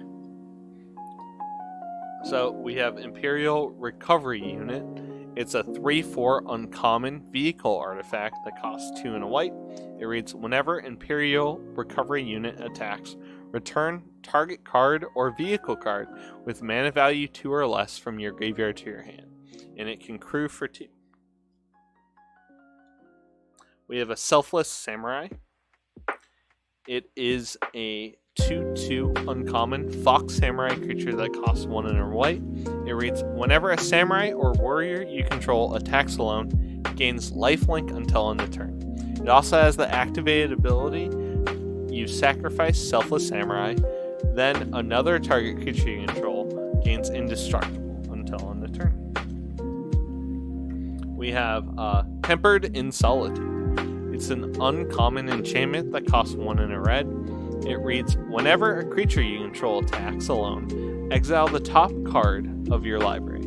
You may play that card this turn. Many Master Samurai make pilgrimages deep into Sokazan's mountains, where they train and meditate in silence, hoping to commune with a lava kami. So cool. Art's amazing in that too. And then Behold the Unspeakable.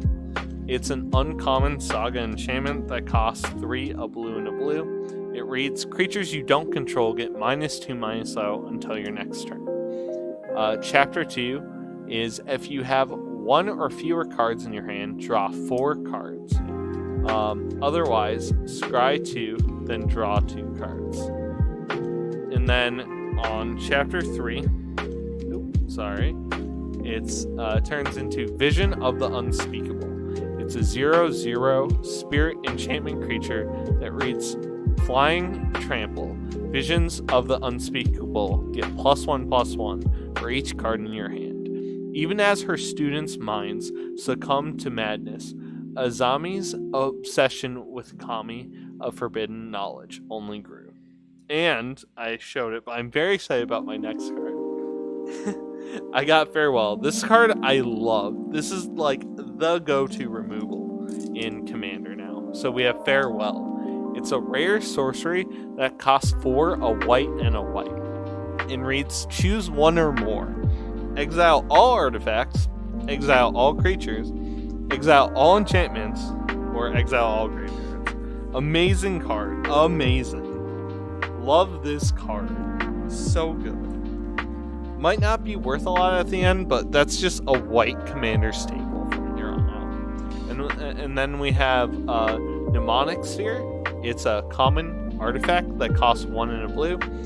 It has the activated ability to pay 1 and a blue, sacrifice Mnemonic Sphere, draw 2 cards, and then you can channel it for a blue to discard Mnemonic Sphere and draw a card. Let the Imperials search our laboratories. Will they think to look for secrets in a pretty bauble? I'm so happy. Those 2 backs got me the 2 cards I really wanted. And from here on out, it's all just upside and gravy. I am super, super loving this. Was the back card a token? It was. So, amazing art card. And then we have a crag for our land.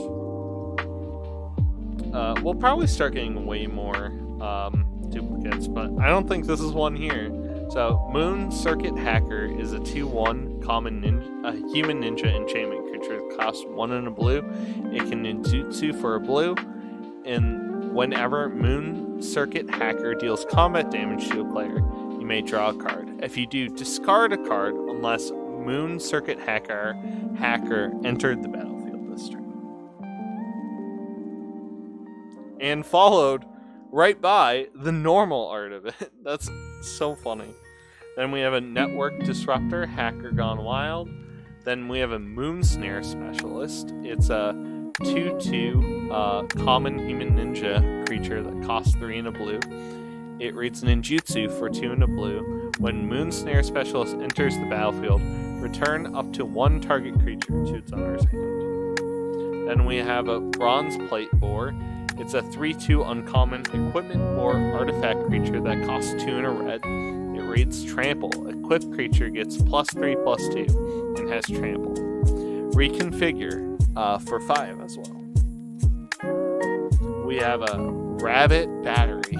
It's a 1/1 uncommon equipment rabbit artifact creature that costs a red. It reads Haste. Equipped creature gets +1/+1 and has haste and can refigure for a red. Azuri's Many Journeys. It's an uncommon saga enchantment that costs 1 and a green. Chapter 1, you may play an additional land this turn. Chapter 2, you gain 3 life. And then on Chapter 3, you get, in my opinion, a kind of weird one. I wish there was some more of a payoff for this one. But it's Likeness of the Seeker. It's a 3/3 human monk enchantment creature that reads, whenever Likeness of Seeker becomes blocked, untap up to 3 lands you control. I wish it was becomes blocked or blocks, but that's just me. I ask for nothing more than a new journey and a fresh path to greet my feet when I awake each morning. And we have another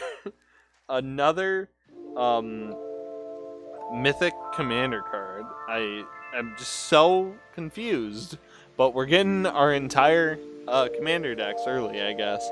So, Katori Pilot Prodigy is a 2/4 mythic Moonfolk Pilot legendary creature that costs 1, a white, and a blue. It reads, vehicles you control have crew 2. At the beginning of combat on your turn, target artifact creature you control gains lifelink and vigilance until end of turn. Some people test limits. I prefer to demolish them. So, cool card. I have no idea if it's good. Yes! I'm so happy. Mech Titan Core, and we got the special art of it. That's amazing. I'm so happy. It's a 2/4 rare vehicle artifact that costs 2 and reads, and this is why it's such a cool card. Well, it has the activated ability to pay 5, exile Mech Titan Core, and 4 other artifact creatures and or vehicles you control. So they have to be artifact creatures or vehicles, right? And then create Mech Titan, a legendary 10/10 construct artifact creature with flying, vigilance, trample, lifelink, and haste that's all colors. When that token leaves the battlefield, return all cards exiled with Mech Titan Core except Mech Titan Core to the battlefield tapped under their owner's control. And you can crew it for 2. So this card's great because you can literally just make Voltron. It's such cool. The flavor's amazing. And then wow, this is a 3 rare plus pack. That's crazy. Tatsunari is a Toad Rider. That's a 3/3 rare human ninja legendary creature that costs 2 and a black. It reads, whenever you cast an enchantment spell, if you don't control a creature named Kimi, create a Kimi, a legendary 3/3 black-green frog token with whenever you cast an enchantment spell, each opponent loses 1 life and you gain 1 life. It also has the activated ability to pay 1 and blue or green. Then Tatsuri Toad Rider and target frog you control can't be blocked this turn except by creatures with flying or reach. So you're going to hop over everyone. And then our foil is just a simple Imperial Oath. Come on, you didn't get the 4 rare? That was such a good pack. Really happy with that one, honestly. Alright, this box is amazing, by the way. I feel like we got a collector's box with how many cool things we got. Alright, we got a token. Tamio, goodbye. Yes, sweet. I love getting these lands. Same one that we got last time too. So we have the Blade Blizzard Kitsune. It's a 2/2 uncommon fox ninja creature that costs 2 and a white. It reads ninjutsu for 3 and a white and just double strike. And the art's amazing on that. And then we have a Jukai Trainee. It's a 2/2 common human samurai creature that costs 1 and a green. It reads, whenever Jukai Trainee blocks or becomes blocked, it gets +1/+1 until end of turn. We have another Aki Warpaint. Aki Ember Keeper again. Bearer of Memory is a 3/2 common human monk enchantment creature that costs 2 and a green. It has the activated ability to pay 5 and a green, put a +1 counter on target enchantment creature. It gains trample until end of turn. Members of the Living Historian don't simply chronicle the past, they embody it. Lovely card. Really cool art on that one. So, Dramatist's Puppet is a 2/4 common construct artifact creature that costs 4. It reads, when Dramatist's Puppet enters the battlefield, for each kind of counter on target permanent, put another counter of that kind on it, or remove from it. So you can kind of proliferate. It's weird. Whenever, whoever cares, if the story's true, as long as people are entertained. I feel like that's a fourth wall break. Like, just love our story, guys, please. So we have another of the Go Shintai cruelty shrines. And then we have the Go Shintai of Lost Wisdom. It's an 0/4 uncommon shrine, legendary enchantment creature, costs 1 and a blue. It reads Flying. At the beginning of your end step, you may pay 1. When you do, target player mills X cards, where X is the number of shrines you control. It seeks those driven by curiosity and offers enlightenment.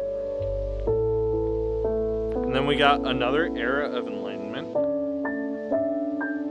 Oh, yes! What is this box? What is this box? It's even the alt version. Kodama of the West Tree is a 3/3 mythic spirit legendary creature that costs 2 and a green. It reads Reach. Modified creatures you control have trampled. Whenever a modified creature you control deals combat damage to a player, search your library for a basic land, put it in the battlefield, tap, then shuffle. This is amazing. I got so lucky. This box is amazing. And then what? We just got a foil rare. Whew. Okay, so Kodama's sleeved. And then, so we have March of Swirling Mist as our foil rare. And it's a special frame, too. That's amazing. It's a rare instant that costs X and a blue. It reads, as an additional cost to cast a spell, you may exile any number of blue cards from your hand. This spell costs 2 less to cast for each spell exiled this way. And then you can up to X target creatures phase out. Oh, man. I don't know how good this March will be, but a foil special art of it in a normal set booster, man, I'll take that any day. This box is insane, dude. I'm loving this. I do have to show off this token. I love the treasure token. This might be my favorite treasure token. Obviously, not gonna put in my Pyrotech because it doesn't work, but hell yeah, love that treasure token. Cool art. We got a basic swamp, and then we have a well, my bad. I'm sorry, everyone. I'm terribly sorry. And then we have a special Moon Snare Specialist. Let me finish wiggling the camera around. And then we have Juki Training again, and then Flavor of Juki. It's a common or enchantment that costs 3 and a green. It reads Enchant, Artifact, or Creature. As long as Enchanted Permanent is a creature, it gets +3/+3 and has Reach. And then you can channel it for 1 and a green. Discard Flavor Jukai. Return target creature.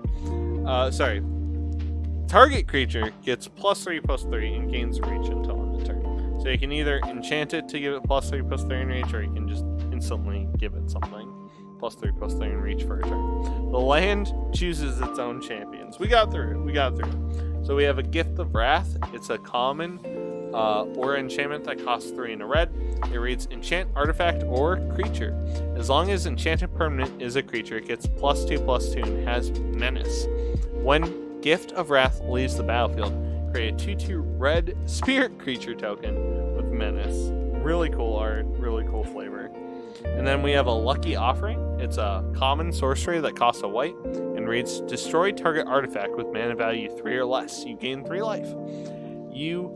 The playful Kami, reserved its greatest blessing for those who brought not wealth or rare delicacies, but particularly amusing trinkets. And then we have When We Were Young is an uncommon instant that costs 3 and a white.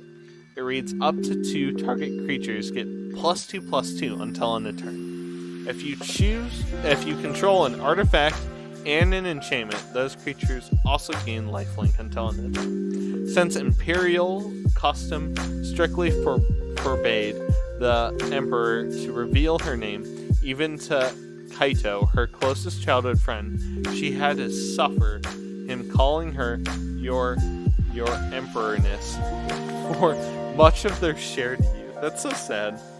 And then we have Anchor of Reality. It's an uncommon sorcery that costs 2, a white and a white. It reads, as an additional cost to cast a spell, sacrifice an artifact or creature. Search your library for an equipment or vehicle card, put that card onto the battlefield, then shuffle. If it has mana value less than the sacrifice permanent's mana value, scry 2. The Wanderer's sighed in relief as the reality chip tethered her wayward spark to Kamigawa. Oops, I grabbed 2 for some reason. So we got another Befriending Moss. And then we got another commander card. We have the Ruthless Technomancer. It's a 2/4 rare human wizard creature that costs 3 and a black. It reads, whenever Ruthless Technomancer enters the battlefield, you may sacrifice another creature you control.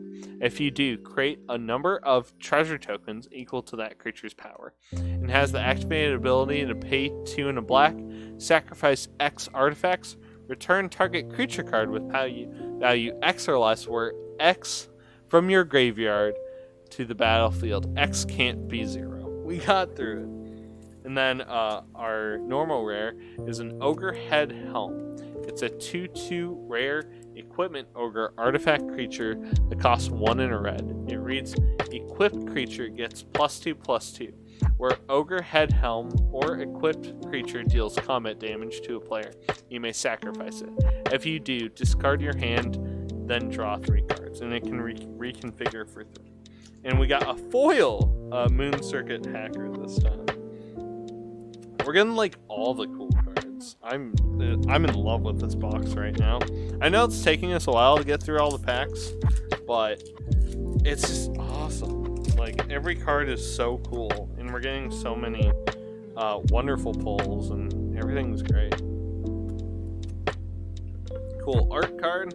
And then we have a mountain special land, so that's amazing. We have another poet. We have another Shadow Stalker. Same version, too. I've never gotten to read his flavor text yet. We have a Reckoner's Bargain. And then we have a Return to Action. It is a common instant that costs 1 and a black. It reads, until end of turn, target creature gets +1/+0 and gains lifelink. And when this creature dies, return to the battlefield tapped under its owner's control. You're hurt? Too bad. You stop fighting when I say, and not a moment sooner. Wonderful. We have the Undercity Scrounger. It's a 1/4 common human rogue artifact creature that costs 2 and a black. Has the activated ability to tap, create a treasure token, activate only if a creature died this turn. That will pay for another arm extension all by itself. Well, as long as it doesn't explode. And then we have a Scrapyard Steel Breaker. It's a 3/4 common human warrior artifact creature that costs 3 and a red. It has the activated ability to pay 1, sacrifice another artifact to give a Scrapyard Spellbreaker +2/+1 until end of turn. You've got about 3 seconds to get out of here before you get a face full of metal. Too bad this card's just not that good. Blossom Prancer is a 4/4 uncommon spirit creature that costs 3, a green and a green. It reads, Reach. When Blossom Prancer enters the battlefield, look at the top 5 cards of your library. You may reveal a creature or enchantment card from among them and put it into your hand. Put the rest on the bottom of your library in a random order. If you didn't put a card into your hand this way, you gain 4 life. The Roaring Earth. It's an uncommon enchantment that costs 1 and a green and reads, whenever a land enters the battlefield under your control, put a +1/+1 counter on target creature or vehicle you control. And you can channel for X, a green and a green. Discard Roaring Earth. Put X +1 counters on target land you control. It becomes a 0/0 green spirit creature with haste. It is still a land. So then we have another Era of Enlightenment. And then we have the Buy a Box promo, the normal one. Satoru Umizawa. It's a 2/4 rare human ninja legendary creature that costs 1, a blue and a black. It reads, whenever you activate a ninjutsu ability, look at the top 3 cards of your library. Put one of them into your hand and the rest on the bottom of your library in any order. This ability triggers only once each turn. Each creature card in your hand has ninjutsu for 2, a blue and a black. Great card. Great card. Getting a normal one's interesting because I think I will only ever run the Biolox promo. We have a foil hacker. We do have a list card and it's a mythic. Okay. This card is probably great. Let's see. So we have the Jin Gitaxixa Core Augur. It's a 5/4 mythic predator legendary creature that costs 8 a blue and a blue. It reads Flash. At the beginning of your end step, draw 7 cards. Each opponent's maximum hand size is reduced by 7. It is not a goal, but a process. The process of creating the perfect Phyrexia. Okay, what is this card? That I am so excited to see what this is worth. It might not be worth much. It's very expensive, but the effect is really, really cool, right? It's loading. I'm so excited. I don't even know. Whoa, that's awesome. It's a $16 list card. Wow. That is so exciting. That is such a cool list card and so flavorful. I love that. Oh, that makes me so happy. It's such a cool card to get. So I'll put it in a side loader, and since it's over $5 but under 20, I'll put it in the silver slot. I know people aren't fans of the list, but I'm gonna be honest. I've always gotten a list in every box, or every 2 boxes at least. I've always gotten a list card that's over $15, $20, things like that. I got in Lightning Tutor once and all that. So I don't know. I like set boosters because the list works out for me, but I get that's all just hearsay and luck and all that. So we got a cool art card. We got a tap land. We have an Aki Ronin. We have another here of the Ancient Fang. We have a Moon Snare Specialist again. Peerless Samurai we haven't had, or... Nope, we have. I always forget that one. We have Unstoppable Ogre, which we haven't had yet. It's a 4/1 common Ogre Warrior artifact creature that costs 2 and a red, and it reads, when Unstoppable Ogre enters the battlefield, target creature can't block this turn. Tuma never met a door he didn't hate. That's so cool. I just love that. And then the meme card, You Are Already Dead. It's a common instant that costs a black. It reads, destroy target creature that was dealt damage this turn, and draw a card. So swift and sharp with his blade that the ogre never felt the cut. They literally just made the meme. I can't even. Then we have a high-speed hover bike. It's a 2/2 uncommon vehicle artifact that costs 2. It reads Flash, flying. When high-speed hover bike enters the battlefield, tap up to 1 target creature, and its crew cost is 1. And then we have Born to Drive. It's an uncommon aura enchantment that costs 2 and a white. It reads enchant artifact or creature. As long as enchanted permanent is a creature, it gets +1/+1 for each creature and or vehicle you control. And you can channel it for 2 and a white. Discard Born to Drive. Create 2 +1/+1 colorless pilot creature tokens with this creature crew's vehicles as though its power were 2 greater. So then we have a Kuma faces Kakazan. It's an uncommon saga enchantment that costs a red. Chapter 1, Kuzumo faces Kazakan, deals 1 damage to each opponent and each planeswalker they control. Chapter 2, when you cast your next creature spell this turn, that creature enters the battlefield with an additional +1 counter on it. In Chapter 3, we exile and it returns as Etching of Kumano. which is a 2/2 human shaman enchantment creature that reads Haste. If a creature dealt damage this turn by a source you control would die, exile it instead.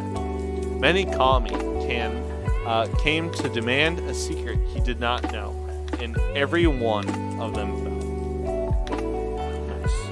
And then we got a really cool card. Light Paw's Emperor's Voice is a 2/2 rare Fox Advisory legendary creature that costs 1 and a white. Whenever an aura enters the battlefield under your control, if you cast it, you may search your library for an aura card with mana value less than or equal to that aura with a different name. Then each aura you control. Put that card onto the battlefield attached to Light Paw's Emperor's Voice and then shuffle. So, really cool white card. Pretty cool commander too, I feel. And then our foil is an Ambitious Assault.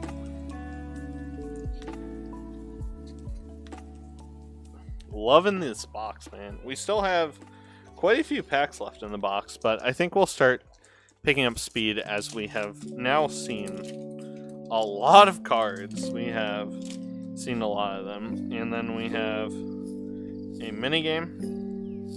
We have an art card of Doggo, a foil Plains.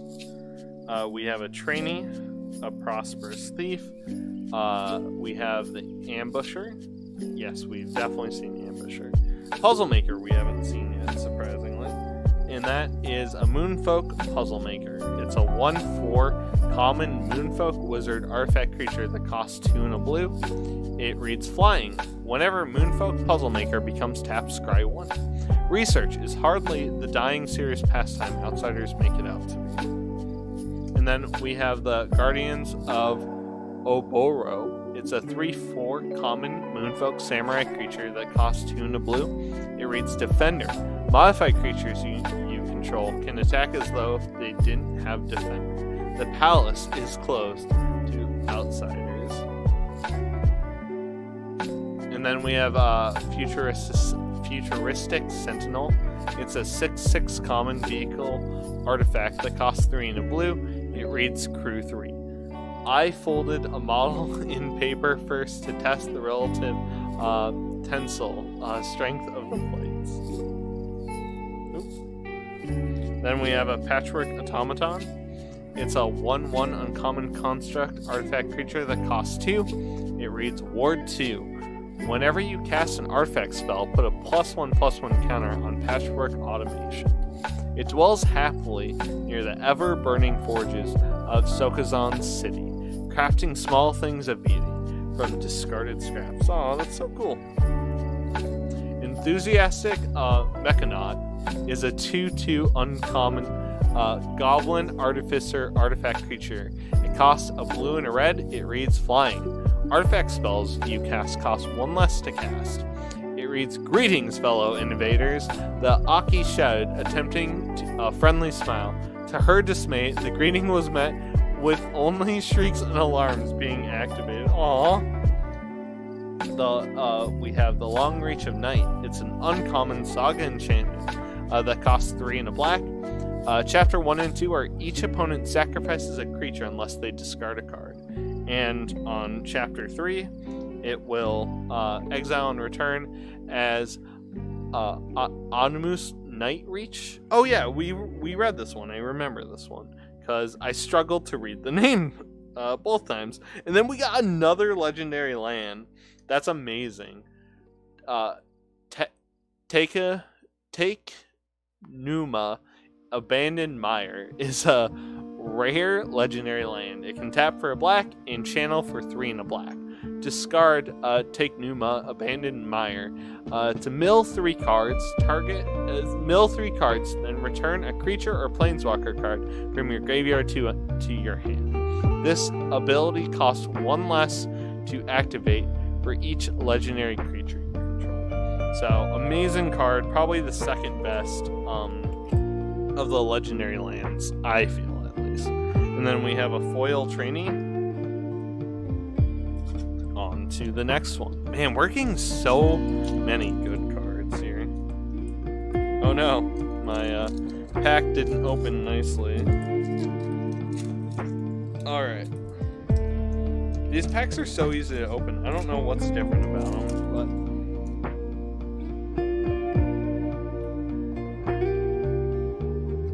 but... So we have a foil Lifeland. Ooh. Another Shadow Walker. I don't think we've read this one either. Wow, how are there still uncommons we haven't seen? Nezumi Blade Blesser is a 3/2 common, a rat samurai creature that costs 2 and a black. Reads Nezumi Blade Blesser has Death Touch as long as you control an artifact. Nezumi Blade Blesser has Menace as long as you control an enchantment. So cool card. We have the Inkrise Infiltrator. Here's the Shadow Walker, normal art. So I saw it, I'm like, what?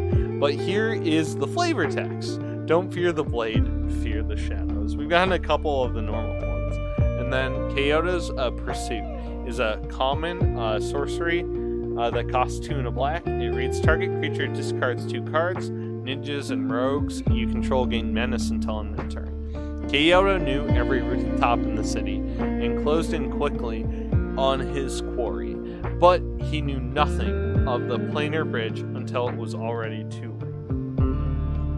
Then we have the Walking Skyscraper. It's an 8/8 uncommon construct artifact creature that costs 8.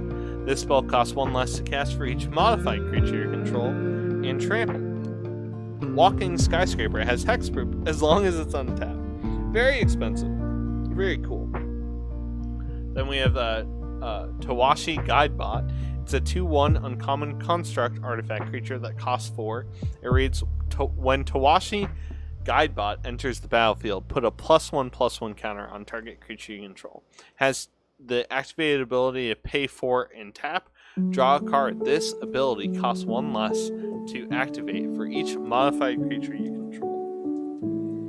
And then we have another Fall of Lord Konda. And then our rare is the Restoration of Iganjo. It's a rare saga enchantment that costs 2 in white. Chapter 1 is search your library for a basic land card. Reveal it, put it into your hand, then shuffle. You may discard a card. When you do, return target permanent card with mana value 2 or less from your graveyard to the battlefield tab. Then exile the saga, then return it to the battlefield transformed. Oh, sorry. I normally don't read the third one. But the other side of it is Architect of Restoration. It's a 3/4 Fox Monk enchantment creature that reads Vigilance. When Architect of Restoration attacks or blocks, create a 1/1 colorless spirit creature token. So interesting, and I think this is a special art one. These are hard to tell because I think it's the back that matters, and this looks like the neon. So I don't know. I might be crazy. I think it's the special art one. And then we have another rare. It's Lion Sash. It's a 1/1 rare equipment cat artifact creature that costs 1 and a white. It has the activated ability to pay 1, exile target card from a graveyard. If it was a permanent card, put a +1 counter on Lion Sash. Equipped creature gets +1/+1 for each +1 counter on Lion Sash, and it can reconfigure for 2. So, great card. It's just like something is there's a green card that's exactly like it. And I don't think we had Coiling Stalker yet either. Coiling Stalker is 2/1 common snake ninja creature that costs 1 and a green and can ninjutsu for the same cost of 1 and a green. And reads, whenever Coiling Stalker deals combat damage to a player, put a +1 counter on target creature you control that doesn't have a +1 counter on it. And then we have a wild card.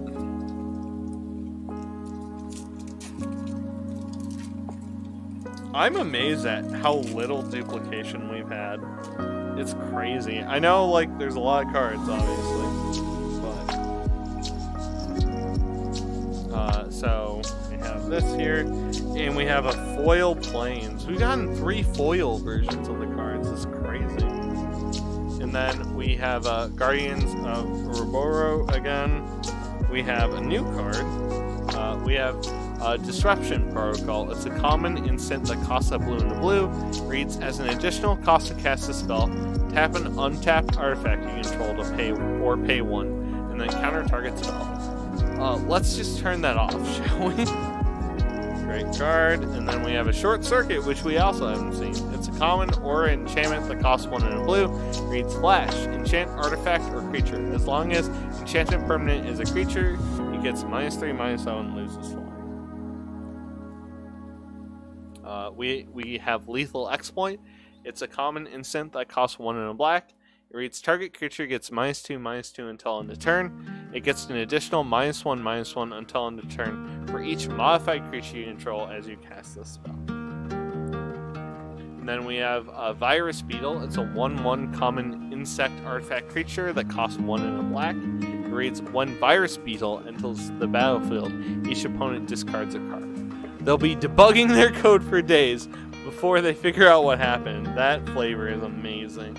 And then Discover the Impossible. It's an uncommon instant that costs 2 and a blue. It reads, look at the top 5 cards of your library. Exile one of them face down and put the rest on the bottom of your library in a random order. You may cast the exiled card without paying its mana cost. If it's an instant spell with mana value 2 or less, if you don't, put that card into your hand. Then we have a Colossal Sky Turtle. It's a 6/5 uncommon turtle enchantment creature that costs 4, a green, and a blue.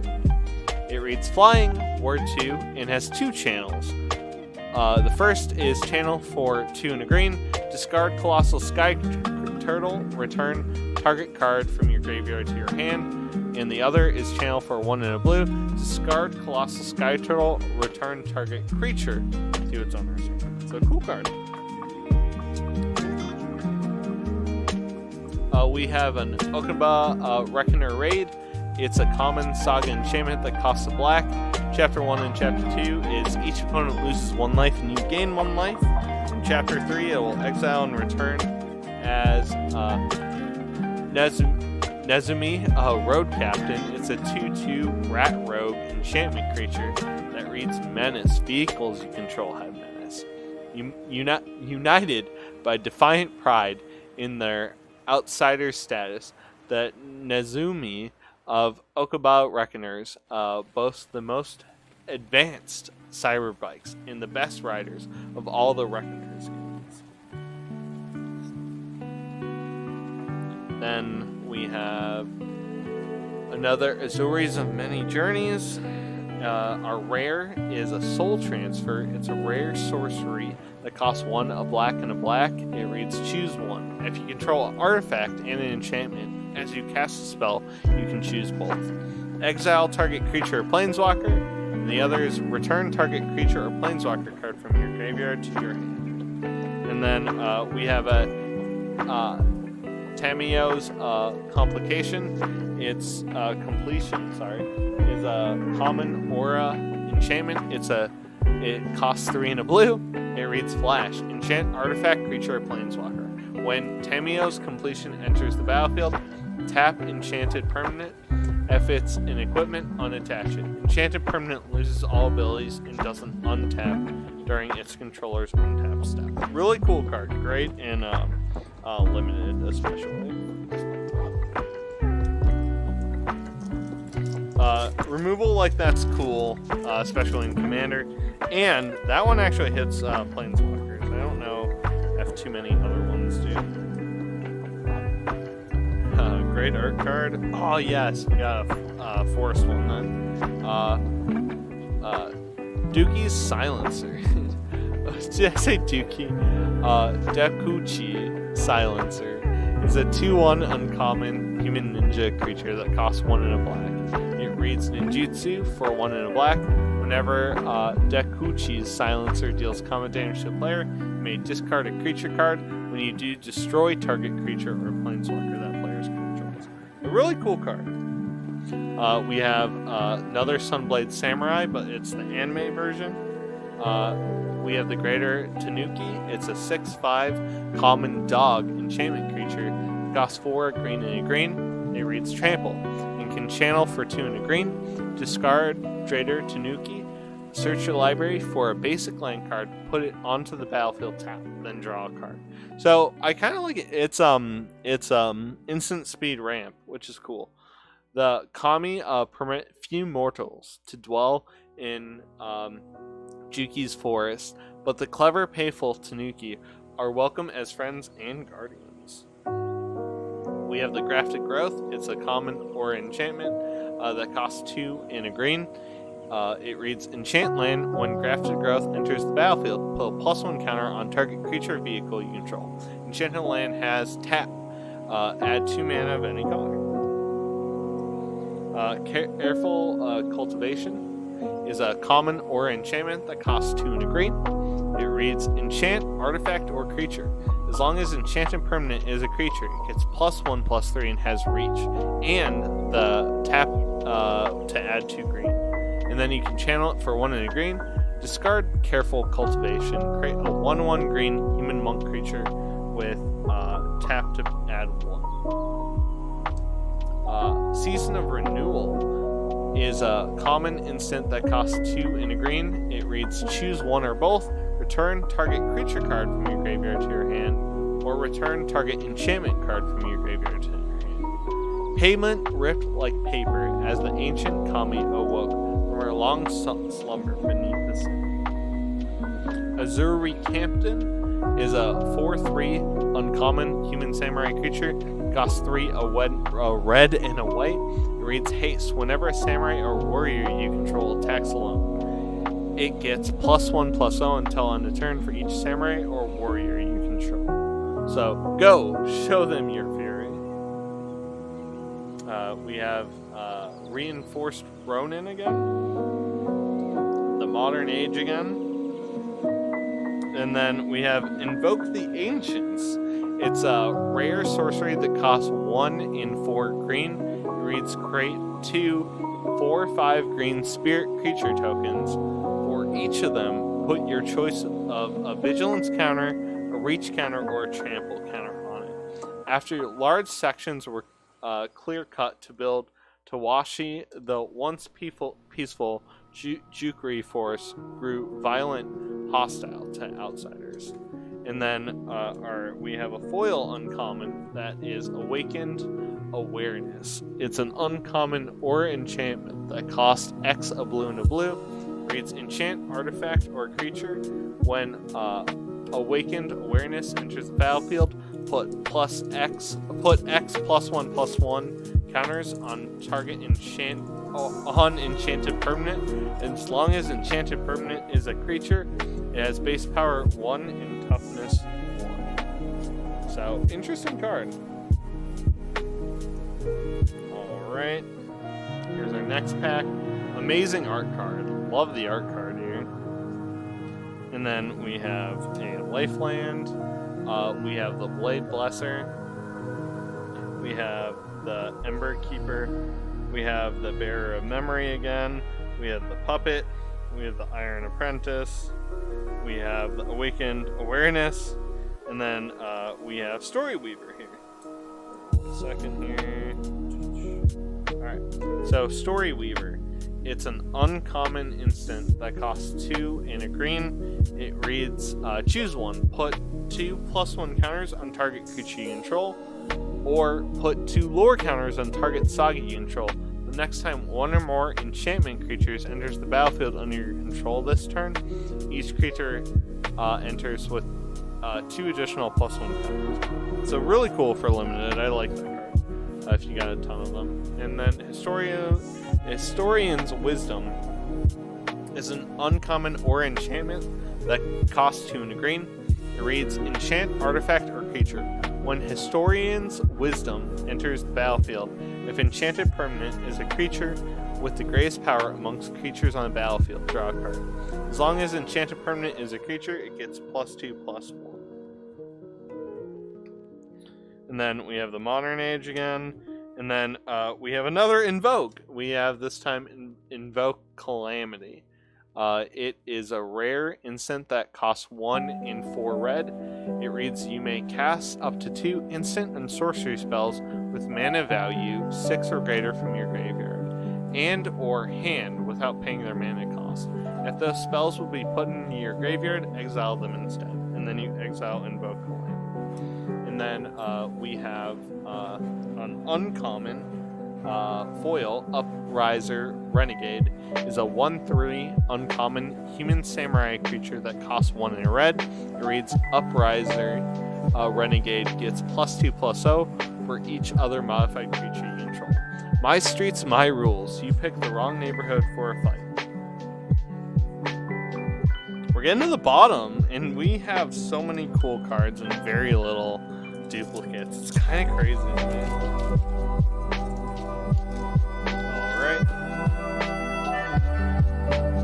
Let's see here. So we have a basic land, and then we have the Silencer. We have another Set-Blight Samurai, an Apprentice, and then we have Sling here. Simonin Sling. It's a 1/1 common Equipment Monkey artifact creature that costs a red. It reads equipped creature gets +1/+1. Whenever Simonin Sling or equipped creature becomes blocked, it deals 1 damage to defending player, and it can refigure for 2. And then we have a Searchlight Companion. It's a 1/1 common drone artifact creature that costs 3. It reads Flying. When Searchlight Companion enters the battlefield, create a 1/1 colorless spirit creature token. The merging of the spirit and material realm has resulted in some unusual friendships. And then we have another Coiling Stalker.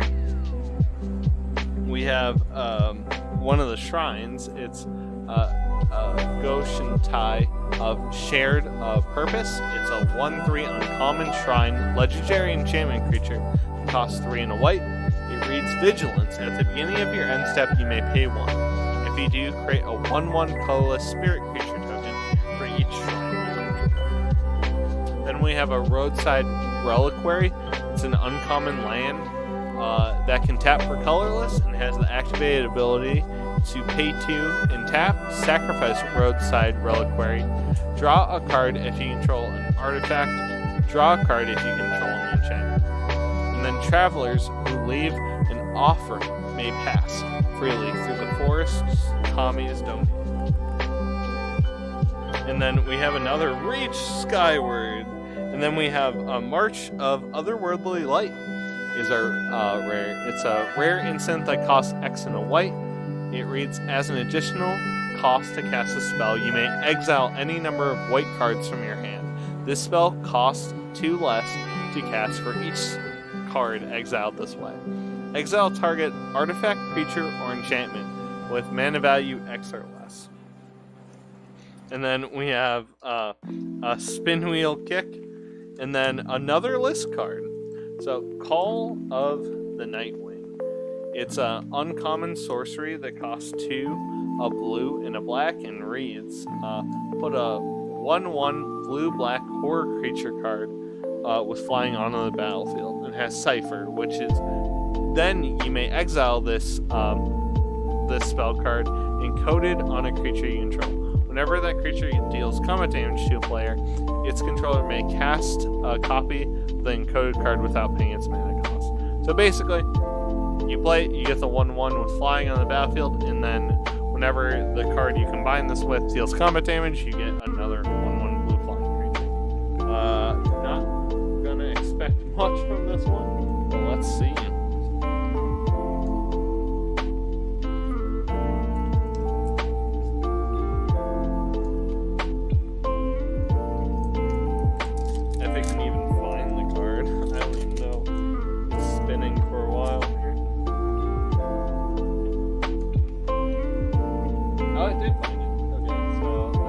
That card was 11 cents. Alright, so here we are. We have a card I don't think we've seen yet. Nezumi Prowler is a 3/1 uncommon Rat Ninja artifact creature that costs 1 and a black. It can ninjutsu for 1 and a black and reads, whenever Nezumi Prowler enters the battlefield, target creature you control gains Death Touch and Lifelink until end of turn. So really cool. And then Kami of Industry is a 3/6 common spirit creature that costs 4 and a red. Reads, when Kami of Industry enters the battlefield, Return target artifact card with mana value 3 or less from your graveyard to the battlefield. It gains haste. Sacrifice it at the beginning of next end step. It takes many arms to arm an army. That's a fun one. And then we have Kami's Flare. It's a common instant that costs 1 in a red. Reads Kami's Flare deals 3 damage to target creature or planeswalker. Kami's Flare also deals 2 damage to that permanent's controller if you control a modified creature. The flames are a gift from my companion. They won't hurt me. You, on the other hand. We have another Voltage Surge. Papercraft Decoy is a 2/1 common frog artifact creature that costs 2. It reads, when Papercraft Decoy leaves the battlefield, you may pay 2. If you do, draw a card. And what, precisely, was so important that you left the entrance unguarded? And then we have a Containment Construct. It's a 2/1 uncommon construct artifact creature that costs 2. You may discard a card. You may, whenever you discard a card, you may exile that card from your graveyard.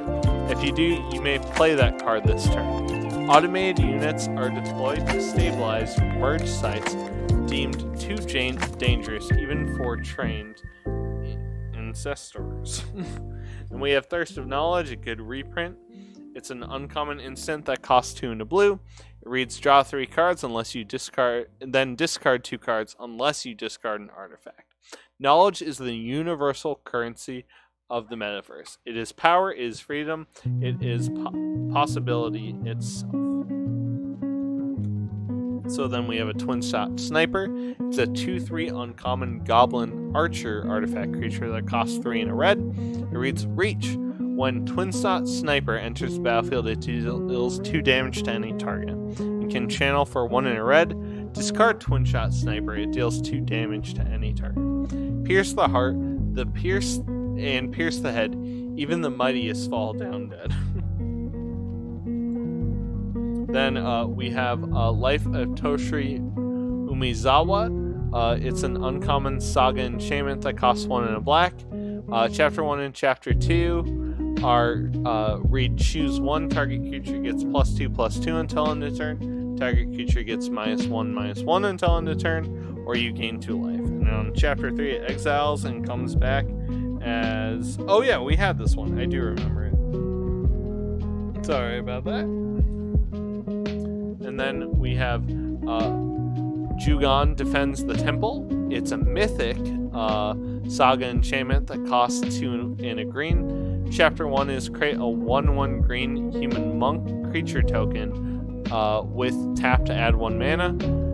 2 is put a +1/+1 counter on each up to 2 target creatures you control.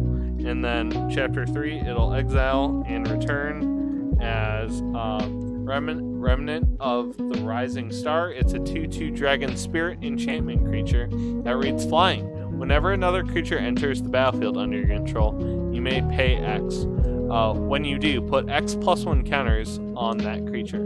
As long as you control 5 or more modified creatures, Remnant of Rising gets +5/+5 until end of turn. It's a really cool card. And what... we'll get to that, but we also got a Spirit Companion, a foil one. It's a 1/1 common dog enchantment creature that costs 1 and a white, and when it enters the battlefield, you draw a card. She formed a friendship with several playful spirits, and soon the pack was known as the source of much mischief. And then Radia Mastersmith is a 2/2 Dwarf Artificer legendary creature that costs red and a white, and reads whenever a creature you control that's enchanted or equipped attacks, that creature gains double strike until end of turn. There's always room for improvement. And this was a Commander Legends card, so this is not going to be worth much, but let's see. 17 cents. Alright. I think we have 7 more packs in this box. And then we have a whole nother box. So we're only like about halfway, maybe. So we have an art card here. Oh, my pack is upside down. We have a cool forest. We have a special coiling stalker. That art is amazing. We have another selfless samurai. We have a mnemonic sphere. And then we have an armed guard familiar. It's a 2/1 common equipment beast artifact creature that costs 1 and a blue. It reads Ward 2. Equipped creature gets +2/+1 and has Ward 2. And can reconfigure for 4. We have a mirror shell crab. It's a 5/7 common crab artifact creature that costs 5, a blue, and a blue. It reads Ward 3 and can channel for 2 and a blue. You discard mirror shell crab and counter target spell or ability unless its controller pays 3. Then we have the Sky Swimmer Koi. It's a 3/3 common fish creature that costs 3 and a blue. It reads Flying. Whenever an artifact enters the battlefield under your control, you may draw a card. If you do, discard a card. Once they swarm alone among the skies, but now the people of Kamigawa have built high enough to reach them. We have a replication specialist. It's a 3/4 uncommon moonfolk artificer creature that costs 4 and a blue. It reads Flying. Whenever a non-creature artifact enters the battlefield under your control, you may pay 1 and a blue. If you do, create a token that's a copy of that artifact. Step 1 is innovation. Step 2 is production. Sometimes step 1 is optional. We have a circuit mender. I know I read that one before. And then we have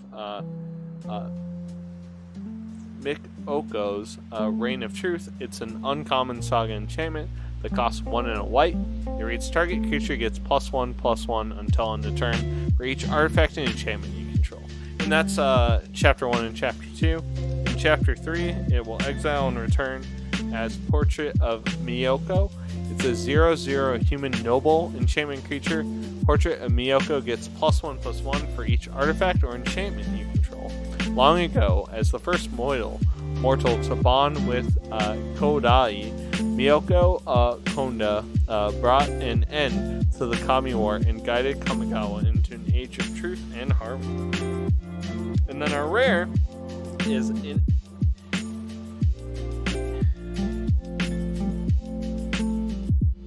Sorry, I was looking at something else, but it's Inventive Iteration. It's a rare saga enchantment that costs 3 and a blue. Chapter 1 is return up to 1 target creature or planeswalker to its owner's hand. Chapter 2 is return an artifact card from your graveyard to your hand. If you can't, draw a card. And then Chapter 3, it will exile and return as Living Breakthrough. It's a 3/3 Moonfolk enchantment creature that reads Flying. Whenever you cast a spell, your opponents can't cast spells with the same mana value as that spell until your next turn. While they squabble below, let us rise above. And then we have wonderful foil rare. It is March of the Wretched Sorrow. It's a rare instant that costs X and a black and reads, as an additional cost to cast a spell, you may exile any number of black cards from your hand. This spell costs 2 less to cast for each card exiled this way. March of the Wretched Sorrow deals X damage to target creature or planeswalker and you gain X life. And then our list card is a Flutter Fox. It's a 2/2 common fox creature that costs 1 and a white. As long as you control an artifact or enchantment, Flutter Fox is flying. White Fox grinned. How about a bet, dragon? If you win, the skies are mine. After you stop laughing, the dragon agreed. Alright, we're getting to the bottom of this box. Crazy. It's crazy how little duplicates we've had. Alright, great art. We have a Ronin, we have an Exemplar, Clawing Torment. Yeah, I don't think we've had this one, actually. actually. So Clawing Torment is a common or enchantment that costs a black. It reads, enchant artifact or creature. As long as enchanted permanent is a creature, it gets -1/-1 and can't block. Enchanted permanent has, at the beginning of your upkeep, you lose 1 life. Kami's anger never fades, never sleeps, never loosens its grip. We have a Blade Blesser again, and then we have an Ecologist Terrarium. It's a common artifact that costs 2. It reads, when Ecologist Terrariums enters the battlefield, you may search your library for a basic land card. Reveal it, put it into your hand, then shuffle. And then it has the activated ability, pay 2 and tap, sacrifice Ecologist Terrarium, put a +1 counter on target creature, activate only as a sorcerer. We have a Hotshot Mechanic. It's a 2/1 uncommon Fox Pilot artifact creature that costs a white. It reads, Hotshot Mechanic cruise vehicles as though its power were 2 greater. If your mech is factory standard, you might as well be walking. And we have Mech Hanger. Mech Hanger is an uncommon land that can tap for a colorless, tap to add 1 mana of any color, spend this mana only to cast a pilot or vehicle spell, and has the activated ability, pay 3 and tap, target vehicle becomes an artifact creature until end of turn. And then we have the Shattered States era again. Ooh, we have one of the special rares, and I think this one can come in multiple colors, but it's really confusing. I have no idea. Hitsuju Devouring Chaos is a 4/4 rare ogre demon legendary creature that costs 3 and a black. Has the activated ability to pay black, sacrifice a creature to scry to, and has the other activated ability to pay 2 and a red and tap. Exile the top card of your library. You may play that card this turn. When you exile a non-land card this way, Hitsuyu Devouring Chaos deals damage equal to the exiled card's mana value to any target. So really cool card. Really cool commander card, I think, too. And then we have the Fable of Mirror Breaker. It's a rare saga enchantment that costs 2 and a red. Chapter 1 is create a 2/2 red goblin shaman creature token. With whenever this creature attacks, create a treasure token. Chapter 2 is you may discard up to 2 cards. If you do, draw that many cards. And Chapter 3, you'll exile and return it as Reflection of Kiki Jiki. It's a 2/2 goblin shaman enchantment creature with activated ability, pay 1 and tap. Create a token that's a copy of another target non-legendary creature you control, except it has haste. Sacrifice it at the beginning of your next end step. Blessed by Kiagi, the Tide Star, Kiki Jiki would one day master the art of duplication. And then we have a Reign of Truth as our foil. An uncommon. Wonderful. And we have a random filler card.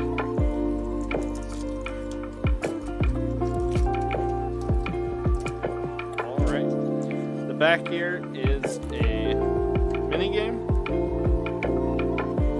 And we have that. And a nice special land. I love those. So we have the Hacker, the Tactician, the Completion, Tamio, Safekeeping. It's a common instant that costs a green. It reads target permanent you control gains hexproof and indestructible until end of turn. You gain 2 life. To keep the reality chip out of Jin Jiraxic's hand, the Wanderer entrusted it to Tamio. No! And then we have the Wanderer's Intervention. It's a common instant that costs 1 and a white. It reads, the Wanderer's Intervention deals 4 damage to target attacking or blocking creature. Just as Jin Jiraxic's victory seemed certain, the Wanderer appeared, her blade already in motion. 1 mighty slash was enough to take the Predator out of the fight. Then we have Hikio again. We have the Poet again. And then we have the Raid again. Why did we get another land? Why? What? I already got one. What just happened? What? Sorry, I'm just taken back. That something was wrong with that pack. Satsuki the Living Lore is a 1/3 rare human druid legendary creature that costs a green and white. Has the activated ability to tap and put a lore counter on each saga you control. Activate only as a sorcery. When Satsuki the Living Lore dies, choose up to one. Return target saga or enchantment creature you control to its owner's hand. Return target saga card from your graveyard to your hand. There we go. I'm still taken back why that pack had 2 of the lands. Those are good. I want all those lands, but I don't think that land should have been in the middle of the pack. Alright. Normal planes. So we have a Prowler, Kitsune Ace. It's a 2/2 common fox pilot creature that costs 1 and a white. It reads 1. We're racing. I think we're good. Don't really know. I think we're okay. Nope. Okay, yeah, we're good now. Sorry, my computer just pitched my camera out. Anyways, so we have Suit Up. It's a common instant that costs 2 and a blue. Reads, until end of turn, target creature or vehicle becomes an artifact creature with base power and toughness 4/5. Draw a card. Whenever a reckless leap into the pilot seat, Hirou went from the smallest kid on the block to the biggest hero in the city. That's awesome. Dragonfly Suit. It's a 3/2 common vehicle artifact that costs 2 and a white. It reads flying and can crew for 1. Cutting Edge Imperial Sentinel Max patrol the skies over Ijana. Alright. 7-Tail Mentor again. Another Upriser Renegade. Ooh, my bad. Then we have a Flame Discharger. It's an uncommon instant that costs X and a red. Flame Discharger deals X damage to target creature or planeswalker. If you controlled a modified creature... Oh, it's this one. Yep, never mind. Sorry about that. Let me double check this one here. Yep, we've done this one before. And then we have another commander card here. Myojin of Roaring Blades. It's a 7/4 rare spirit legendary creature that costs 5, a red, and a red, and reads, Myojin of Roaring Blades enters the battlefield with an indestructible counter on it if you cast it from your hand. Remove an indestructible counter from Myojin of Roaring Blades. It deals 7 damage to each up to 3 targets. So they'll each come with an indestructible counter and can do this. And then we have Invoke the Winds. It's a rare sorcery that costs 1 and 4 blue and reads gain control of target artifact or creature. Untap it. Are you seriously telling me your heavy combat mech blew away? That's a cool flavor. And then we have a hollow virus beetle. All right. We have 3 more packs in this box, and then we're on to the next one.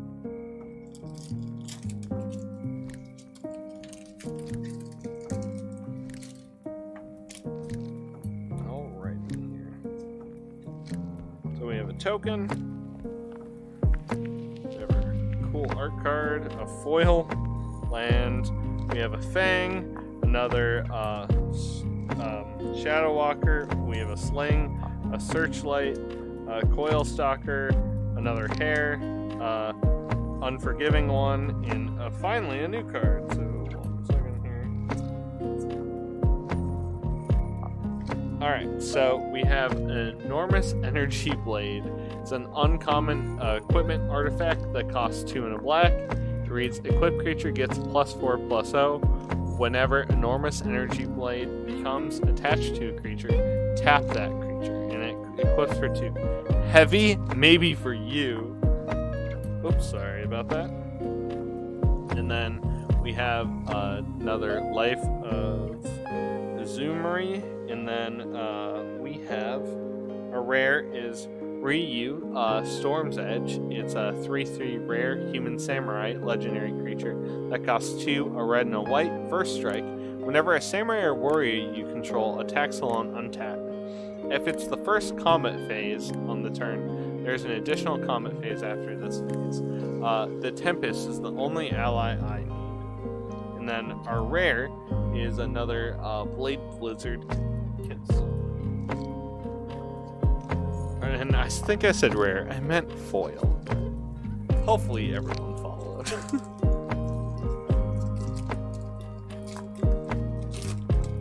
Alright. We have a token again. Great art card here. That is just so animated. Look at that shit. And nice, another special land here. And then we have the Guardians, the Exemplar. I don't think we have this one yet. Bamboo Grove Archer is a 3/3 common snake archer enchantment creature that costs 1 and a green. It reads Defender, Reach, and can channel for 4 and a green. Discard Bamboo Grove Archer, destroy target creature with flying. Do not mistake Tranquility for Domestication. This land is wild and will always remain so. We have another Uncharted Haven. Or, no, I don't think we have this one yet. Uncharted Haven is a common land that reads, Uncharted Haven enters the battlefield tapped. As Uncharted Haven enters the battlefield, choose a color. And then it can tap to add 1 mana of the chosen color. Untouched by a mortal or kami. Unspoiled by their wars. Fade to Antiquity is a common sorcery that costs 2 and a green and reads, exile target artifact or chain. Memories fade and wither with time. If we do not nurture the garden of history, we may once more wander blindly through barren lands. We have another Harmonious Emergence. We have a Dockside Chef. It's an 1/2 uncommon human citizen enchantment creature that costs a black. It has the activated ability to pay 1 and a black, sacrifice an artifact or creature to draw a card. The squirming is how you know it's fresh. And then we have an Uni Cult Anvil. It's a common artifact that costs a black and a red. It reads, whenever 1 or more artifacts you control leave the battlefield during your turn, create a 1/1 colorless construct artifact creature token. This ability triggers only once each turn. And then it can tap to sacrifice an artifact. Uni Cult Anvil deals 1 damage to each opponent and you gain 1. And then we have another Faces of Kazan. It was this one here. And then our rare is Shikaki Juka Visionary. It's a 1/3 rare Snake Druid legendary enchantment creature that costs 1 and a green. Has the activated ability to pay a green and tap, return Shikashi Juka Visionary to its owner's hand. Reveal the top 4 cards of your library. You may put a land card from among them on the battlefield tap. Put the rest in your graveyard. You can channel for X, a green and a green.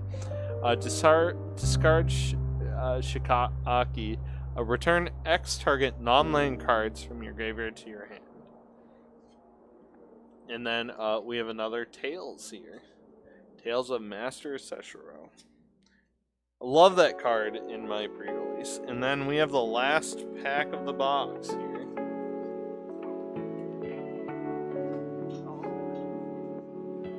So this will be 31 actually, because we had our prize pack from the pre-release. Alright.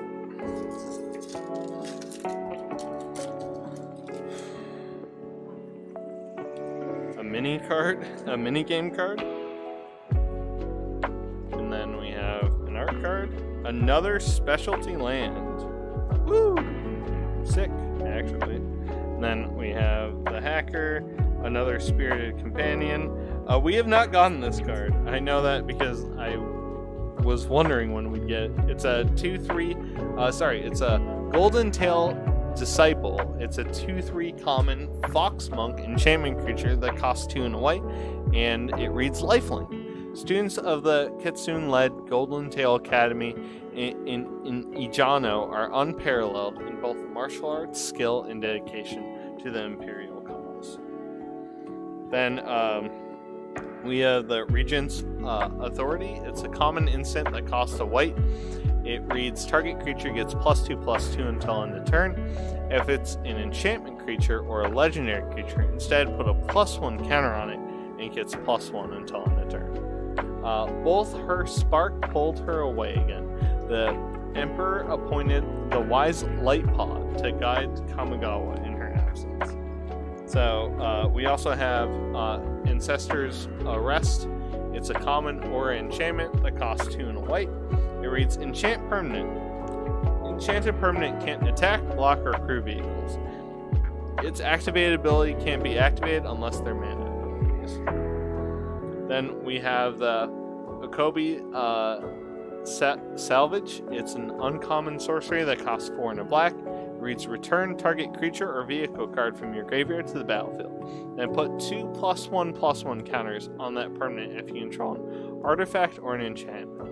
Some fool would rather throw a whole mech away than repair one hydraulic accelerator. It must be my lucky day. Then we have Runaway Trashbot. It's a 0/4 uncommon construct artifact creature that costs 3. It reads Trample. Runaway Trashbot gets +1/+0 for each artifact and or enchantment card in your graveyard. One day, it might roll over your foot. The next day, your entire house. And then we have Assassin's Ink. It's an uncommon instant that costs 2, a black and a black. The spell costs 1 less to cast if you control an artifact and 1 less to cast if you control an enchantment.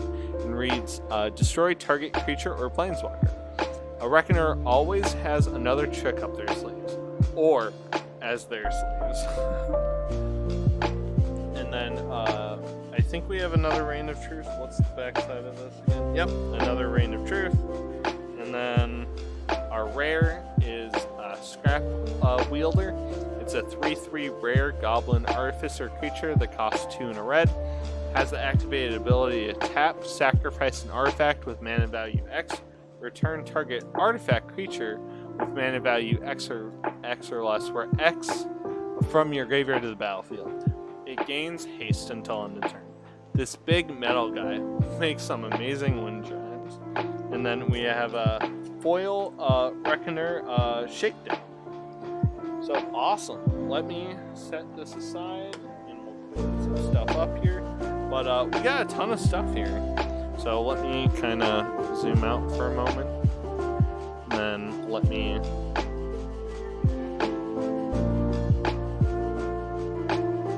fix the focus.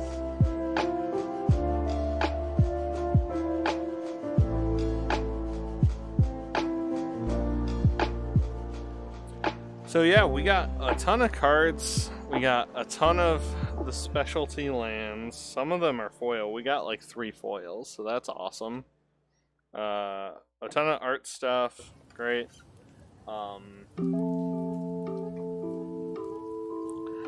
Here is all of our commons, so quite a bit.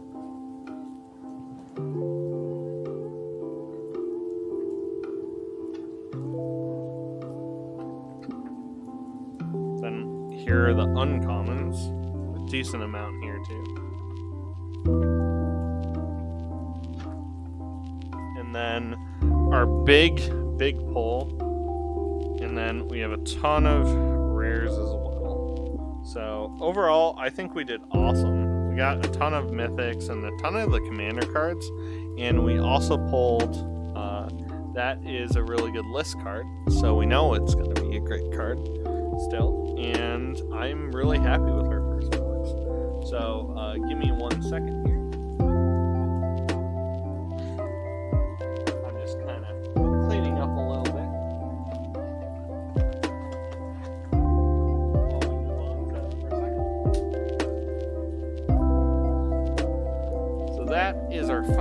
box we have, I do want to check one thing here really quick.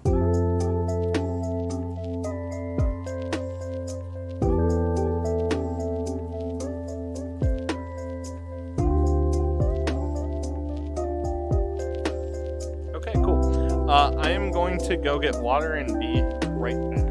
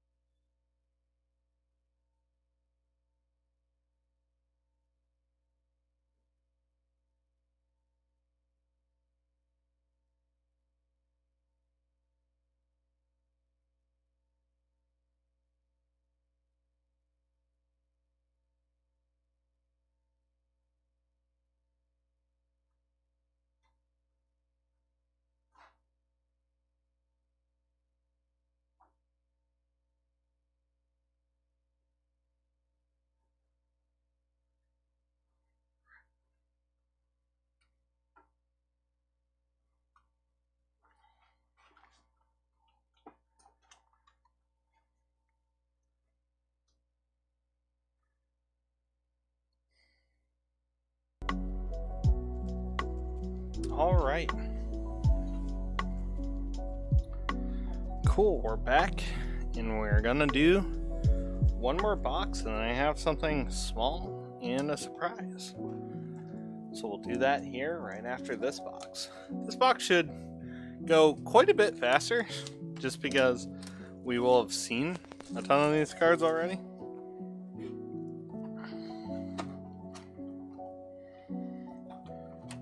Same thing? Yep. Alright.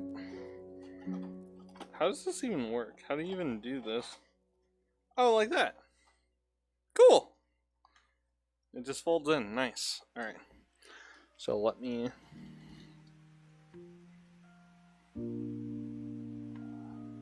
get everything back to correct.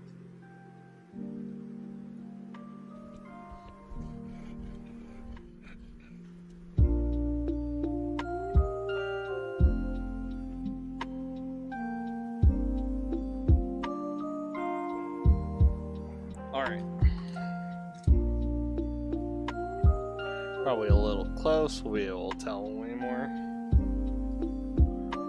in a moment when I take out the cards.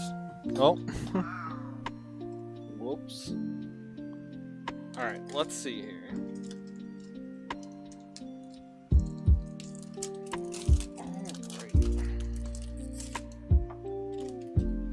We can probably bring that in a little bit closer. But our first thing is an ad card.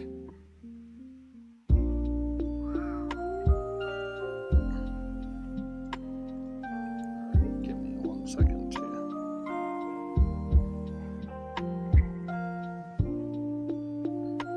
Nice, okay, cool. So, art, foil land, another Ronin, the Koi, the Terrarium, the Prototype. Have we gotten this one actually? No, I don't think we have. Moonsnare Prototype is a common artifact that costs a blue. It has the activated ability to tap, that costs tap, and then tap an untapped artifact or creature you control, then add 1 colorless to your mana pool. And you can channel for 4 in a blue, discard Moonsnare Prototype. The owner of target non-land permanent puts it on top or bottom of their library. So, definitely an interesting one.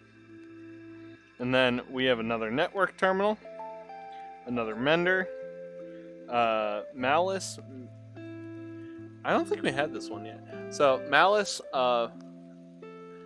Malfunction.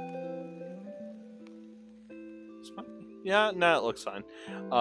Malice Malfunction is an uncommon sorcery that costs 1, a black and a black. It reads, all creatures get -2/-2 until end of turn. If a creature would die this turn, exile it instead. That, a minor test, nothing more. And an incomplete flesh is weak. And then another Life of, and then Ruthless Technomancer. That's, I think we got that one, didn't we? Yeah, we definitely got, so we instantly, what? Oh, that's awesome. We got, this is a great card, but we got a duplicate of a commander card, and then we got a normal Kodama of the West Tree, because we got the special art before. And Kodama of the West Tree is such a sick card, so I'm very happy about that. And our foil is a Short Circuit.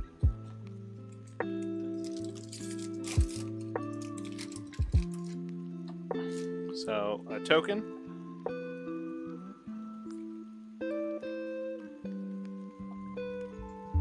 Art card.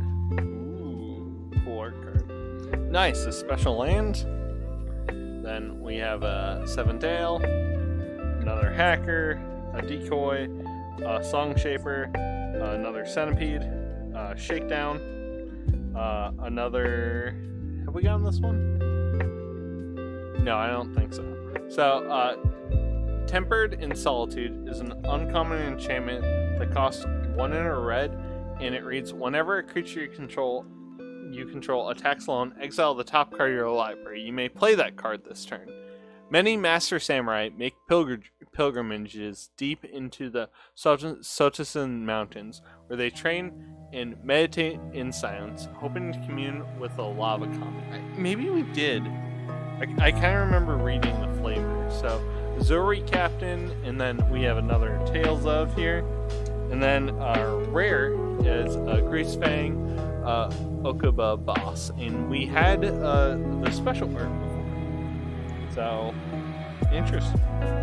And then, wow, that's a really good foil one to have. Tamshi Reality Architect is a 2/3 rare Moonfolk Wizard legendary creature that costs 2 in a blue. Reads, whenever 1 or more non-creature permanents are returned to their hand, draw a card. This ability triggers only once each turn. And then you can pay X and a white to return a land you control to its owner's hand.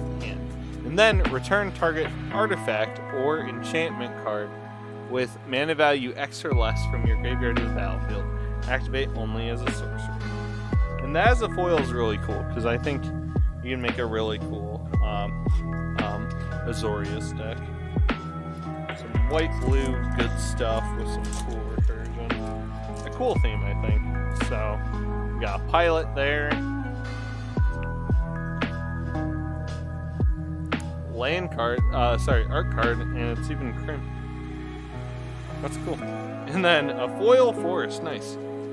So, Exemplar, Captain, Mentor, Incision, Trespassers, Hacker again, Skyscraper, Guidebot, Reaches Skyward, and then, nice! We got a really cool card.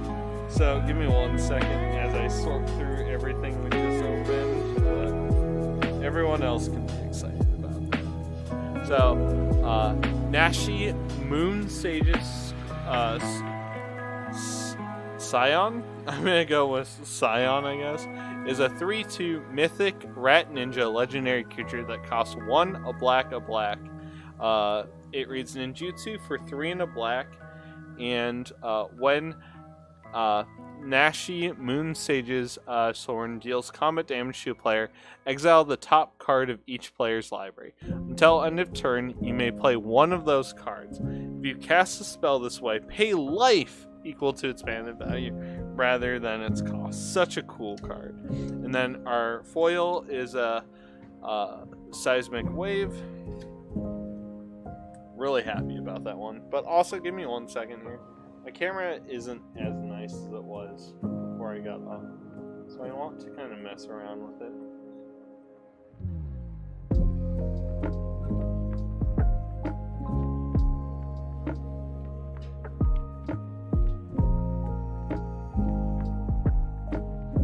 Much better. Okay. Sorry about that. Thought it was looking good, but I'm like, it's grainy as all can be.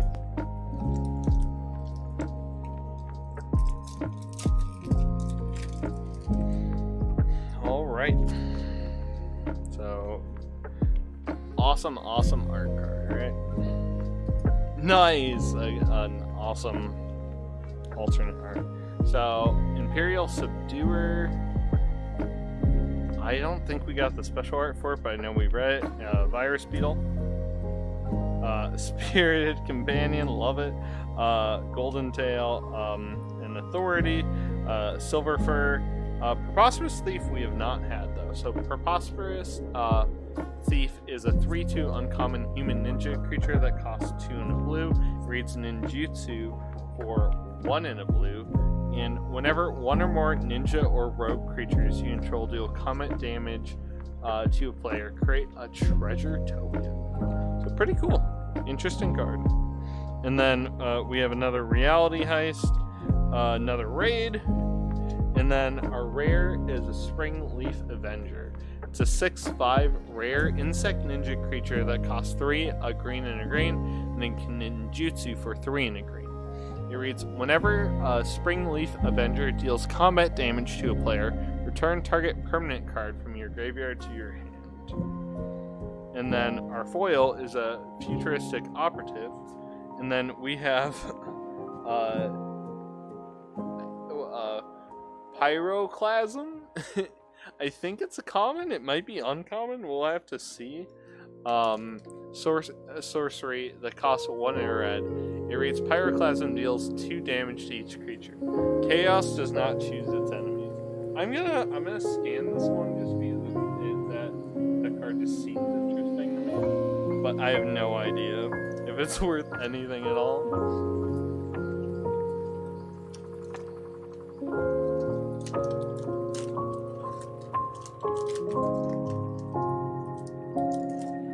Wow, it actually is. Pyroclasm. It might not be worth anything in the list, but we'll still sleeve it, just like normal. It's hard to tell when it's the list, right? But I will sleeve it up.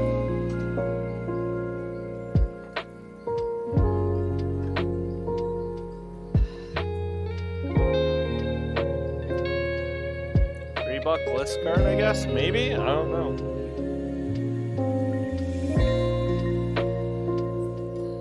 And then that was our art card. And we have awesome land. We have a Fang, a Shadow Walker. So Subduer, another Katana, Patroller.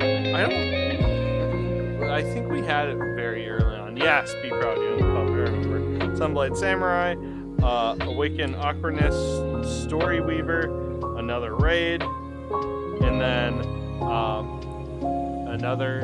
No, actually, this is new. We have Rosana, Asri Commander. It's a 3/3 human samurai legendary creature that costs 1, a red, and a white. It reads Haste. When Rosana, a Asri Commander, deals combat damage to a player, if it doesn't have an indestructible counter on it, put an indestructible counter on it. When combat damage is dealt to you, remove an indestructible counter from Rosana. So that's definitely an interesting card. I have no idea how good that actually is in practice, but like in like limited, probably really great, right? And then our foil is Gravelader and a fancy smancy wild card. Alright, let's sleeve this card up. So yeah, you can definitely tell that when you see a lot of the cards, our first box showed us a lot of cards. We didn't have many repeats. It goes pretty slow when you want to read through them all. But so we have a token on the back here, and then we have one of the signed art cards. Looks great. We have a hollow, and then a trainee, a fang, a twisted embrace. Yes, we've gotten that one, and then a steward, debt to the Kami, yeah, Kami of Relentless Shadow, a groom shrieker, a gravelighter, and then the long reach of night. Oops, sorry. And then our rare is the restoration again. So that's this one here, the one where we can create a 1/1 color spirit, and our foil is the samurai. So let's separate these into commons and uncommons.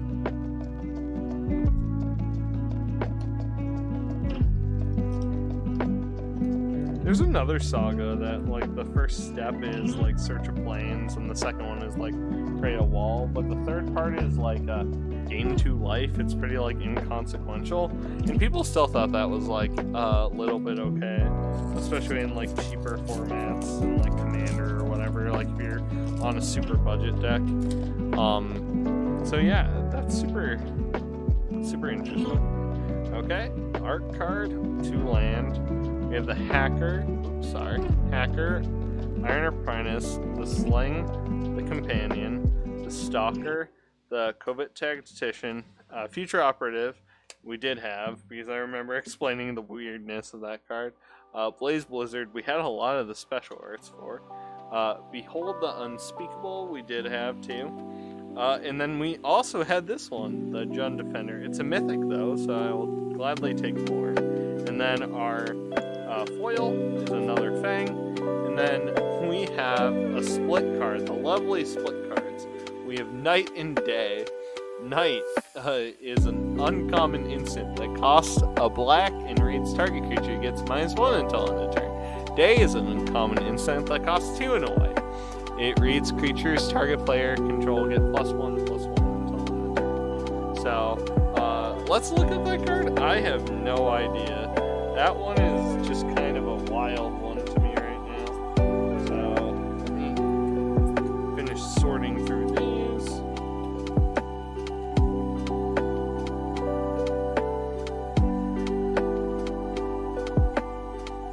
Alright.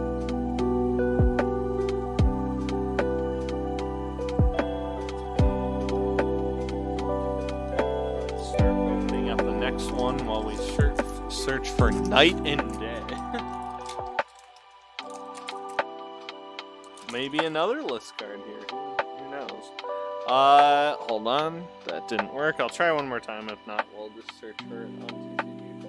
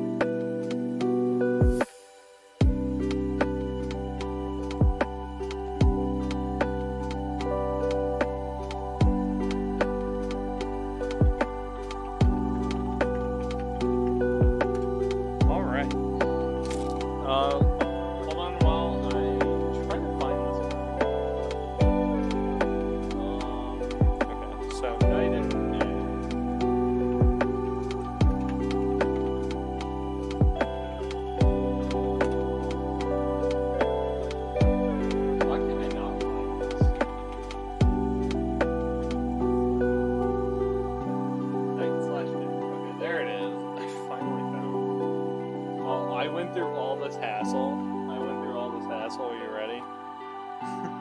It's 15 cents. I just want to know what it was. Alright, we're done.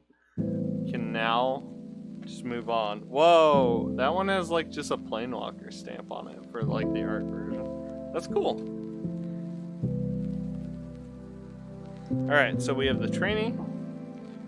We have the Prosperous Thief, the Uncharted Haven again, Fade into Antiquity, the Emergence, another Emergence, this time of the Crackling variety, Twin Shot Sniper, Dockshide Seth, another Shattered States era, and then I don't think we've had this one yet. So Teaching of the Kirin is a rare Saga enchantment that costs 1 and a green. Chapter 1 is mill 3 cards, create a 1/1 colorless spirit creature token. Chapter 2 is put a +1 counter on target creature you control. And then it exiles and returns as Kirin Touch Orochi. It's a 1/1 snake monk enchantment creature that reads, whenever Kirin Touch Orochi attacks, choose 1. Exile target creature card from a graveyard. When you do, create a 1/1 colorless spirit creature token. Exile target non-creature card from the graveyard. Whenever you do, put a +1 counter on target creature control. And put that aside, we have a shiny Steward. And then we have a Noxious Toad. This looks old. It's cool though. It's a 1/1 uncommon? Common? I don't know. Summon creature that costs 2 and a black. If Noxious Toad is put into your discard pile from play, your opponent chooses your opponent chooses and discards a card from his or her hand. Okay, so your opponent discards a card. Okay, interesting. I have no idea. So let's look up that card in a moment here. Let me just kind of go through these commons and uncommons. All right.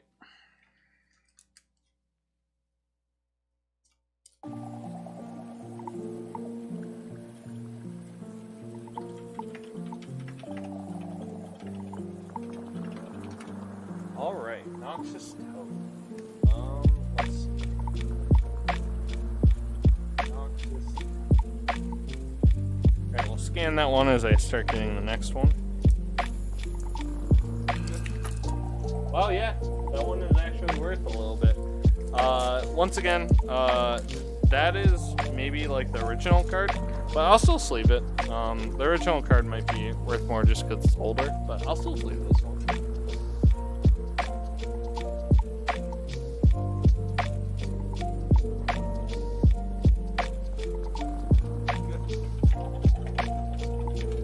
Alright, we'll sleeve that one up.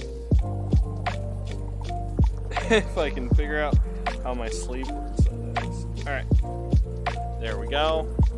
Alright, on to the next one, we have a token here. Alright. Fancy art, and oh, you just gotta love these lands, they're so good. So we have another Poet, another Trainee, another Arrest, Reap the Vial, GMO Thermal Kami again. I'm pretty sure we had the Shrine for a red. I'll read it just in case we didn't. Go Shintai of Ancient Wars is a 2/2 uncommon shrine legendary enchantment creature that costs 2 and a red. It reads, first strike at the beginning of your end step. You may pay 1. When you do, Go Shintai of Ancient Wars deals X damage to target player or planeswalker, where X is the number of shrines you control. It seeks those consumed with rage and offers burning blades. Interesting. And then I know we read this one before. And then another Shattered Era. And then nice, we got Good Boy Doggo. I'm actually super hyped to get this card. I don't have a dog deck, but now I really want one since we got him. So Yoshimaru, Ever Faithful, is a 1/1 mythic dog legendary creature. And it's from the commander set that cost a white. It reads, whenever another legendary permanent enters the battlefield under your control, put a +1/+1 counter on Yoshimaru, Ever Faithful, and it has partner. So day after day, he sat there knowing that the Wanderer would soon be back for him. Such a cool card. Okay. And then, sweet. I don't think we had this. No, we definitely did get this one before. This was the first legendary land we opened. So that's the one where you can channel it just to deal 4, but heck, I will take any of the legendary lands all day, every day. And then we have a foil, common, geothermal. All right, on to this. So we have a little ad card in the back here. Actually, I think it's a mini game card, but we've gotten this art card like 5 times. It's crazy. And then a special planes. So we have Ronin, Oath, Synthesizer, another Ronin, Historian's Wisdom, Unforgiving one, the Fall. Yep, the Fall. Oh, this again. So we got another of the commander cards, but we got a repeat, which is a little sad. But we got the Roaring Blades, so he'll deal 7. That's sick. We just got this last time, but we got the special art.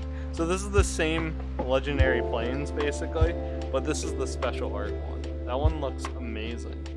And then we have another rare. So Lizard Blades. It's a double strike. So Lizard Blades is a 1/1 rare equipment lizard artifact creature that costs 1 in a red. It reads double strike. Equipped creature has double strike and it can reconfigure for 2. This is an awesome pack. And then our foil is an arrest. I'm very excited about the that's a full art too. So not like I don't know if there's extended of these ones, but that's a full art special land. If it was the green one, I would be losing my mind right now because luckily we did pull the green legendary land. So we have a token in the back.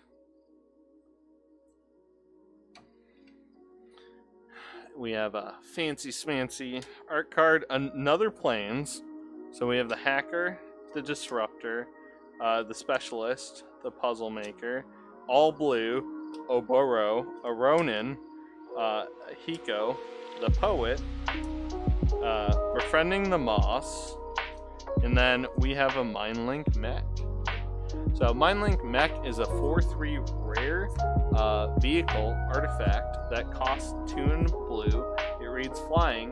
Whenever Mindlink Mech becomes crewed for the first time each turn, until end of turn, Mindlink Mech becomes a copy of target non-legendary creature that crewed it this turn, except it's a 4/3.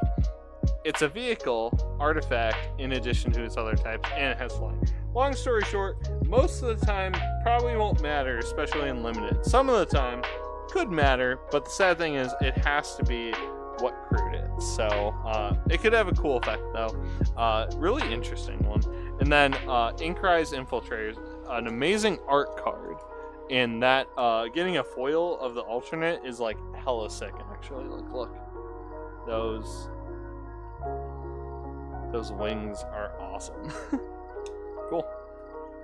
On to the next pack here.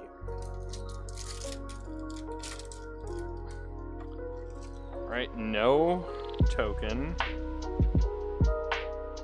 Alright, specialty art. We have a Caves, we have a Mentor, an Ambusher, a Kunai, another Infiltrator, not as cool, Shadow Walker, we have the Hopper Bike again, Born to Drive, another Hotshot Maniac, and then the Reign of Truth. I forget what this one is. It's this one. And then our first rare, at least, is a Scrap Wielder. We had this in the last box, so I'll set that aside. Our foil is a Wandering Expedition map. Now the funny thing is, this card is not worth anything. Everyone else would not care. I don't have an expedition map yet, and this is a budget commander staple, so anyone else will be like, oh, whatever. I'm actually excited. Expedition map is a very useful, cheap card. I'll take a screenshot right now. I have no idea what it's worth, but I don't know. I don't know how much it's worth, but I like this card a lot. It's like a buck actually, so I'll save it. But Expedition Map is a common artifact that costs 1. It has the activated ability to pay 2 and tap it, sacrifice Expedition Map, search your library for a land card, reveal it, and put it into your hand, then shuffle your library. I use maps to find out where explorers have already been. Then I go the other way. I love the flavor. Expedition Map obviously sounds bad, especially for when Wayfarer's Bauble puts it like into play, right? But in like mono white, it's probably still okay. But I don't know. If I had to guess, this card is quickly becoming less good compared to other options you have now. Alright. But that's a sick card again. Like I said, most people won't care about getting Expedition Map. They probably have it, but I don't, and I wanted one, so I'm happy with it. Alright, so there's this sick-ass art again. A foil version. So we have Fang. It goes so much faster after we've read all the cards. Mentor, Kami, another Kami, Volt Surge, Decoy, Seismic Wave, Essence Capture again, Tales of, and then Eater of Virtue. That was the first rare we got in our first pack. And then a foil, You Are Already Dead. So let me go through these quick and see. So this is going so much faster.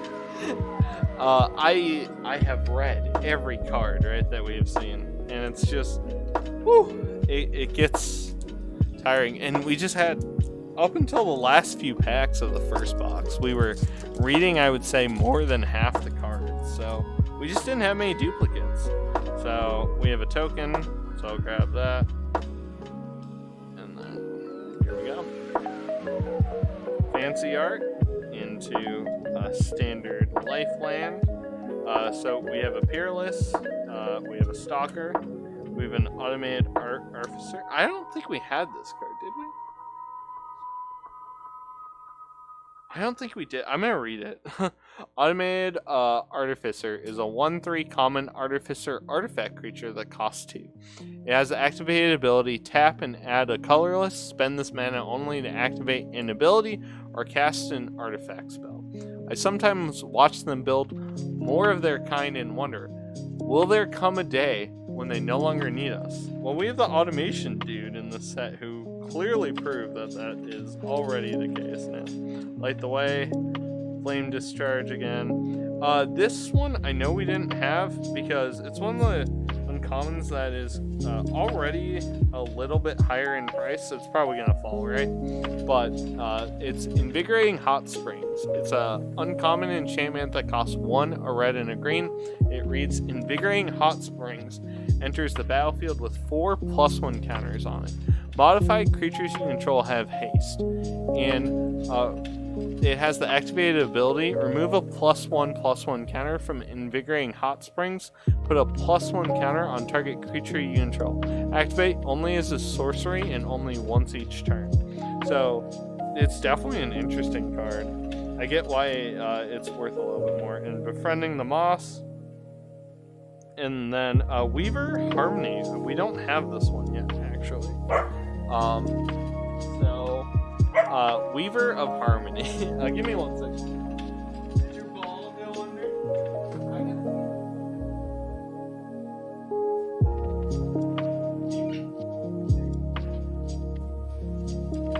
Alright. My dog's ball was lost. Alright, Weaver of Harmony. It's a 2/2 rare Snake Druid enchantment creature that costs 1 and a green. It reads, other enchantment creatures you control get +1/+1, and has the activated ability, pay a green and tap. Copy target activated or triggered ability you control from an enchantment source. You may choose new targets for the copy. So super cool card, honestly.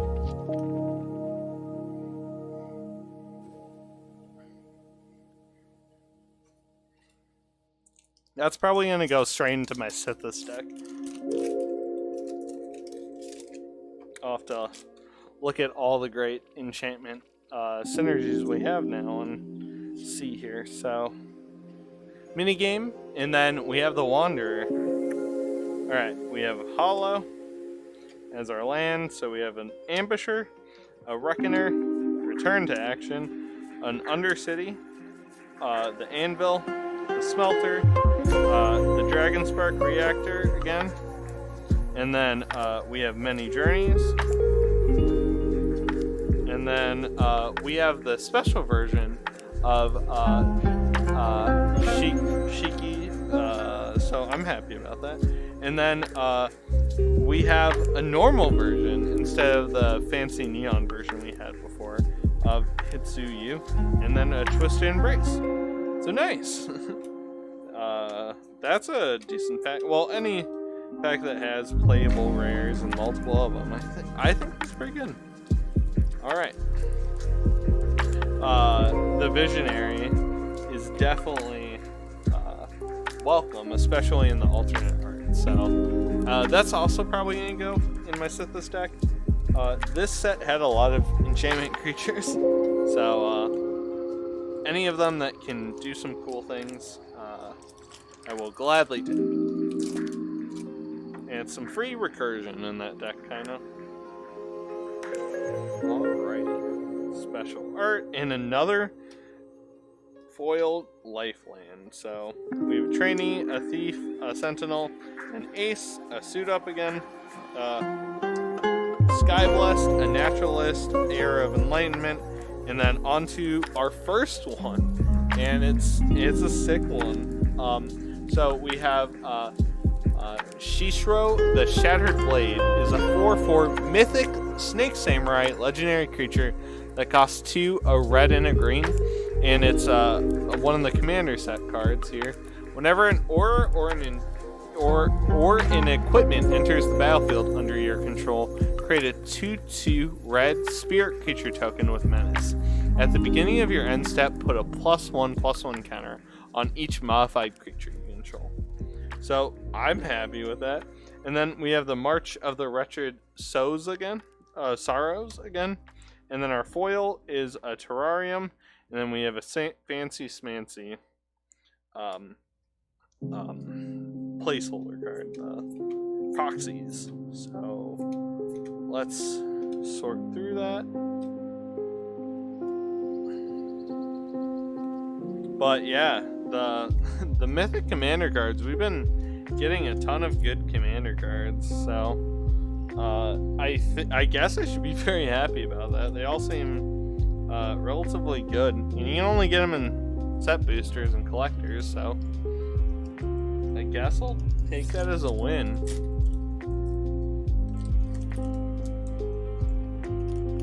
Alright. We have token here. Token for the win. And this great art again, the anime art is all it can be. Another foil, just standard Lifeland.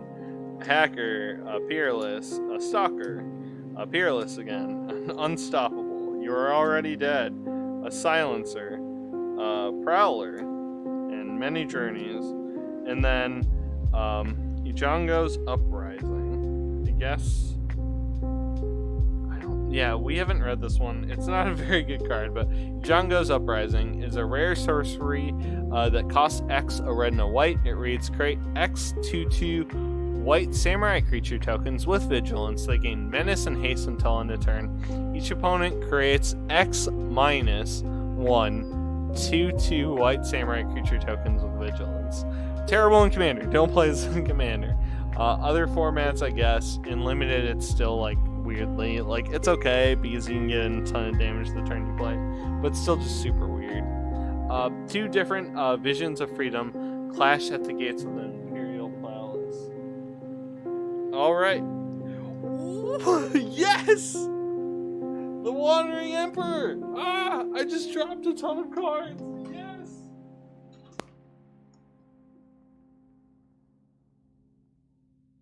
What just happened?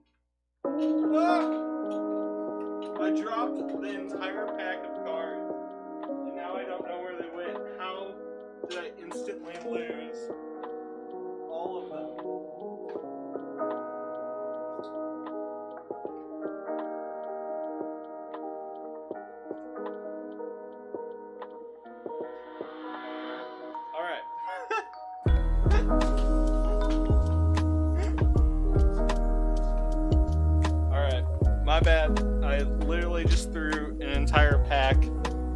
cards. I'm very excited about getting the Wanderer. It's foil too.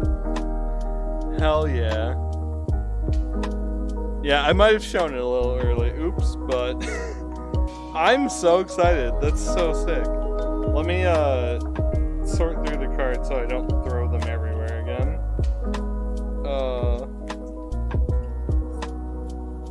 Hell yeah. Okay, so the Wandering Emperor is a mythic legendary planeswalker. Notably, they don't tell us the name still. Normally the name of the planeswalkers here. It costs 2, a white and a white. Its starting loyalty is 3 and reads Flash. As long as the Wandering Emperor enters the battlefield this turn, you may activate her loyalty abilities anytime you can cast an instant. So super cool. And then the abilities are +1, put a +1 counter on up to 1 target creature. It gains first strike until end of turn. -1, create a 2/2 white samurai creature token with vigilance. And -2, exile target tap creature, you gain 2 life. Super versatile. Love this card. Wish I got the really cool like alternate art, but getting a foil, I will take that any day. Oh, that's awesome. That is probably the best one of this box. The best card still is the legendary green land from box 1, but in this box, oh, that's so sick. I can't believe I threw all the commons and uncommons on the ground out of excitement. Alright, so the foil, not the foil, the token is just, what's the list? No one knows. You can try to tell me that 1,000 times. Cool. So, the really cool alternate lands. So we have an Upriser, Guardians, a Specialist, Pursuit, Completion, Safekeeping, the Blue Shrine again, the White Shrine again, and then Behold the Unspeakable. And we got another Light Pause, which is great. Light Pause is a really interesting, cool card. And then our foil is a Prosperous Thief. Cool. Alright, let's get through these piles. Alright, on to the Light Pause sleeving process. Alright. Let's do a quick pack count. So, 3, 4, and probably 4. Yep, so we have 12 more packs left, so we're just over halfway on this box. Box 1 took us over 2.5 hours. Box 2 is taking us a fraction of that. So we got mini game 1, the cool art, and then another foil alternate art land. That's like the rain of it, like, is actually kind of cool with the foil. So we have a general there, Return to Action, Steelbreaker, Mnemonic Sphere, Armed Guard, Runaway Trashbot, Assassin's Ink again, The Fall of the Lord, and then another commander card, Myojin of Cryptic Dreams. It's a 3/3 rare spirit legendary creature that costs 5, a blue, and a blue. It reads, Myojin of Cryptic Dreams enters the battlefield with an indestructible counter on it if you cast it from your hand. And then remove an indestructible counter from Myojin of Cryptic Dreams to copy target permanent spell you control 3 times. That's insanely expensive, but that is interesting. Oh, that's sick. We got the Dawn Skies. Oh, this pack is awesome. So, the Dawn Sky is a 5/4 mythic dragon spirit legendary creature that costs 3, a white and a white. It reads Flying Vigilance. When the Dawn Sky dies, choose 1. Look at the top 7 cards of your library. Put any number of non-land permanent cards with total mana value 4 or less from among them onto the battlefield. Put the rest on the bottom of your library in a random order. Then put 2 +1/+1 counters on each permanent you control that's a creature or a vehicle. And then our foil is just Gift of Wrath. Oh, that's awesome. I just love the dragon spirits. I think they're really interesting. Some of them are stronger than others, obviously. I actually think O is a really cool one. I don't know what other people think, but I'm really happy with the dragon spirits. I think they're all really cool, flavorful. Obviously, they're hard to die, right? But I think they're neat. I just think they're neat.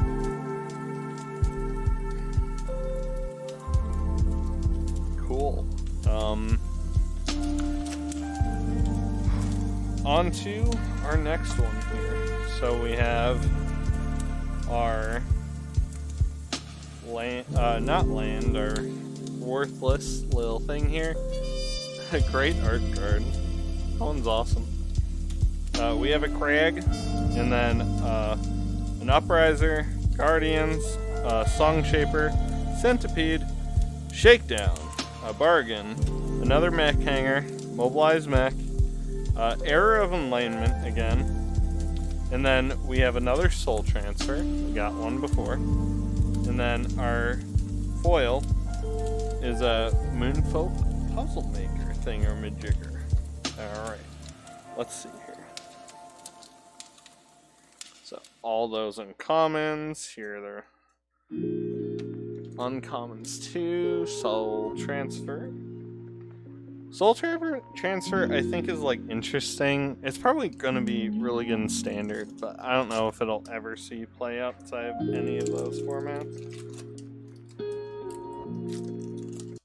Alright. We have Token in the back. Alright. Normal Swamp, come on. I even had the special art card for the land. I was hoping for the plains again. Commune with the Spirits, Tanuki, Grafted Growth, Careful Cultivation, Discover the Impossible, Sky Turtle, Salvage, Life of again, and then, yep, we got another Kami of Transcendence, probably? Uncertain on. Because I don't think it's Transcendence. I think I can read well enough that it's not that. Transcendence? I think that's it. It's just a weird sounding word. Random thing. My wife and I have been playing Wordle because we saw some friends playing and they tried us to do it. And like, I don't know. Like, it's kind of fun. It's something quick to do or whatever. But yesterday's and today's was like annoying to me. I don't know why, but I got annoyed just doing this stupid thing. So it's like, man, I can't English well, like, at all. That's a really cool art card. Nice. As many of these as we can get. We have a Specialist, a Ronin, an Intervention, another Spell Pierce. I have not gotten enough of these. I love those. Explosive, Planar Incision, Prototype, and then another Recovery Unit, Befriending the Moss. Whoa! That's like a really cool art version of it. I don't think we've had this either. Ishin, the Two Heavens is One, is a 3/4 rare human samurai legendary creature that costs a red, a white, and a black. It reads, if a creature attacking would cause a triggered ability of a permanent you control to trigger, that ability triggers an additional time. So like a Panharmonicon for attacking. Nice. And then another of the following. Alright, let's sort these and let's sleeve it. I love the alternate art of that. That's sick. It's probably a pretty decent commander too. There's a lot of attack triggers and most of them I imagine you'll want to double up on, so because we have like a Panharmonicon for attacking. Dying is probably the strongest one outside of Panharmonicon. And then, do we have any more besides attacking, dying, and ETBs? I don't know, actually. So we have a special art card, and then a forest. Please give me all of those. Samurai, oops, sorry. Hair of the Ancient Fang. Another Fang. Master's Rebuke. Preserver. Enormous Energy Blade. I don't think I've gotten this yet. I'll read it. Bronze Cudgels is an uncommon equipment artifact that costs 1. It has an activated ability, pay 2, and then until end of turn, equipped creature gets +X+O, where X is the number of times this ability has resolved this turn. And then equip is 1, so it's like a compounding equipment. That's weird. These were made when Mikos was young. Wield them wisely. Interesting. Another Shattered States era. Kumo faces Kazan.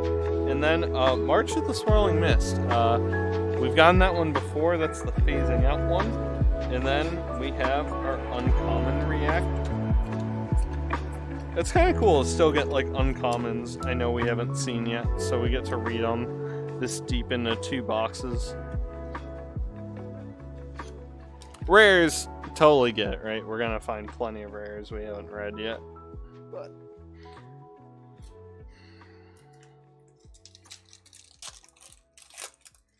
alright, it could be a list card. Alright. Normal land, Sky, Blade Blesser, Brutosuit, Protocol, Short Circuit, Lethal Exploit. If I could pick up my card, that'd be great. Generous Visitor. Funnily enough, I don't think we've had this one yet, and it's a really good card in Limited. Generous Visitor is a 1/1 uncommon spirit creature that costs a green. It reads, whenever you cast an enchantment spell, put a +1/+1 counter on target creature. It is said that one must modestly refuse a gift 3 times before accepting it to show humility before the kami. And then we have not had this one yet. So this is the last shrine we haven't read yet. Go Shintai of Boundless Vigor is a 1/1 uncommon shrine legendary enchantment creature that costs 1 and a green. Reads Trample. At the beginning of your end step, you may pay 1. When you do, put a +1 counter on target shrine for each shrine you control. It seeks those with untamed spirits and offers wild strength. By far the best shrine in Limited. The rest I don't think I would play much, but I know some people actually really like the shrines. The Modern Age, and then a Soul Ripper. This was my promo card in pre-release last night. So I'll read that in a moment, but we have a foil Modern Age, and then Air Elemental. Okay, we'll read that first, but so McCoy Soul Ripper is a 4/3 rare vehicle artifact that costs 1 and a black. It reads, whenever McCoy Soul Ripper attacks, you may sacrifice another artifact or creature. If you do, put a +1 counter on McCoy Soul Ripper, gains menace until end of turn, and its crew cost is 2. And then Air Elemental is a 4/4 common elemental creature that costs 3 a blue and a blue, and reads Flying. As an insubstantial and as powerful as the wind, it carries it. I'm not even gonna check the price. I think I've gotten that card a couple times on the list, actually. It's one of those that just wants to follow you around to remind you that the list isn't always a good thing. Alright. How many do we have left? So, we have 6 more.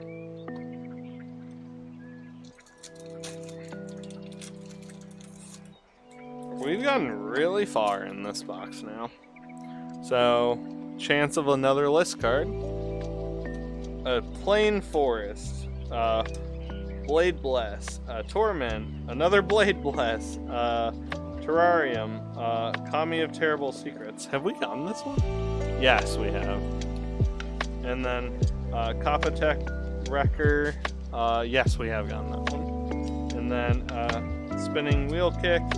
And then Reaches Skyward. Our box one was filled with these. And then, wow, a special art, Invoke Calamity. So we read Invoke Calamity before, but let's just look at how awesome that art is. That's really cool art.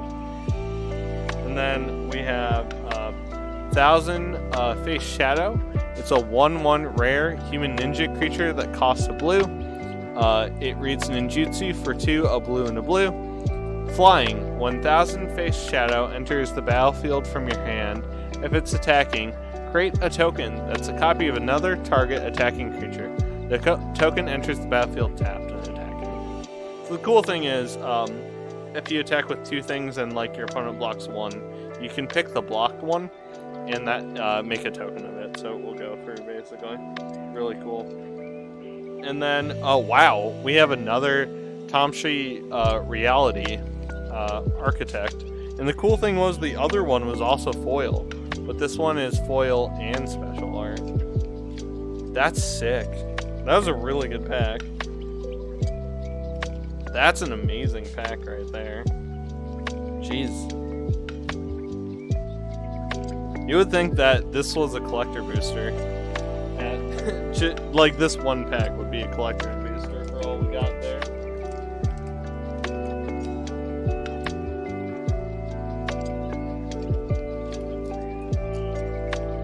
Alrighty.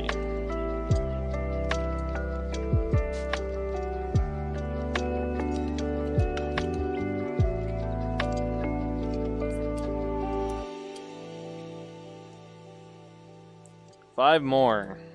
And then a small surprise thing will open up, I guess. And then we'll be done for today. So we have a wonderful worthless ad card. Then we have that. Oh, nice. Foil special arts, man. Gotta love them.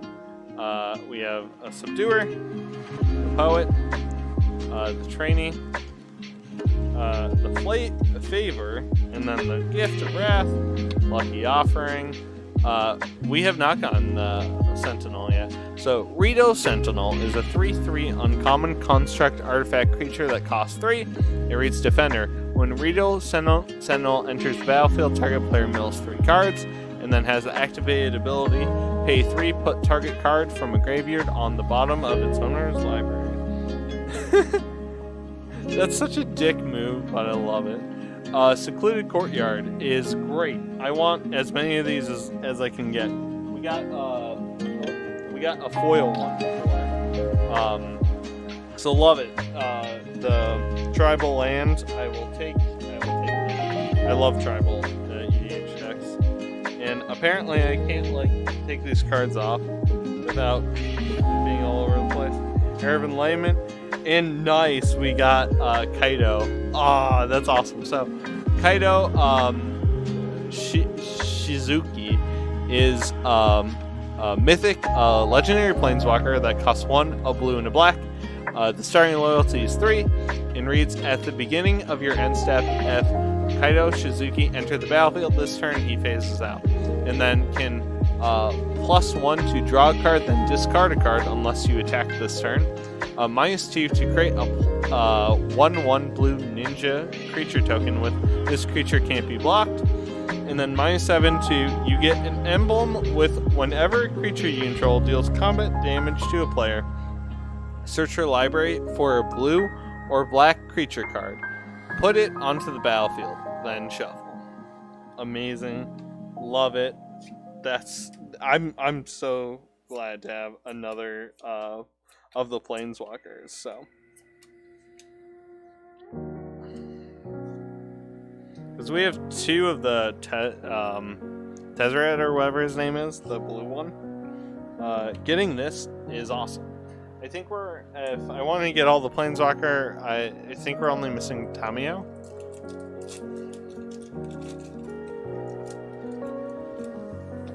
Token on the back here.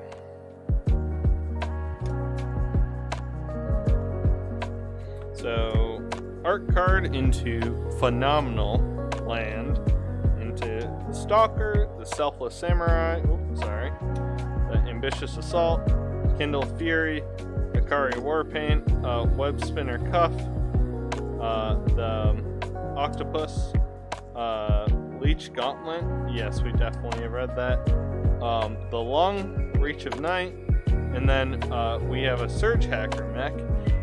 It's a 5/5 rare vehicle artifact that costs 4. It reads Menace. When Surge Hacker mech enters the battlefield, it deals damage equal to twice the number of vehicles you control to target creature or planeswalker an opponent controls. It can crew for 4. And then we have a cool foil. It's a beautiful card. Blossom Prancer.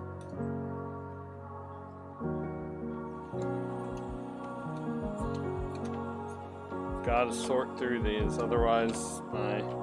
Funny thing is, I'll have to sort through these again later for color. I'm not gonna do that while streaming opening up 2 boxes. That'd take way too long. But 3 more packs. And then we're done. Well, then we'll do one more tiny thing. And we'll be done. So, no ad. And then the Wanderer, sign of good things to come.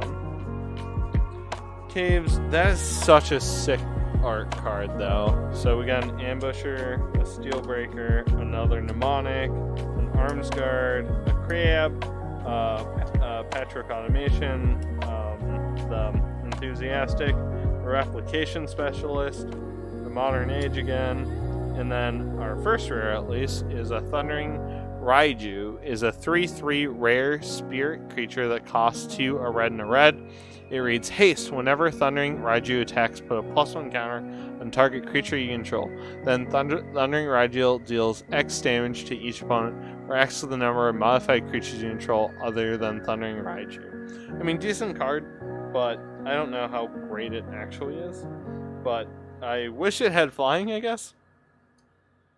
And then our foil is Life of again. And then we have the Stitcher's Supplier. Is a 1/1 uncommon zombie creature that costs a black. It reads, when Stitcher's Supplier enters the battlefield or dies, put the top 3 cards of your library in your graveyard. No part goes to waste. So I'll scan this one here as I start going through each of these cards here. Wow, yeah, that card was worth scanning, I guess. It's $3. So yeah, we'll sleeve that one up.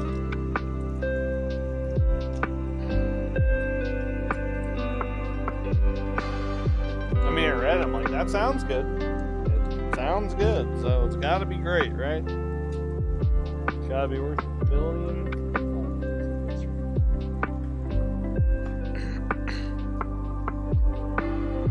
Alright. There we go. This uncommon here. Alright, 2 more. I'm gonna pick the left one here.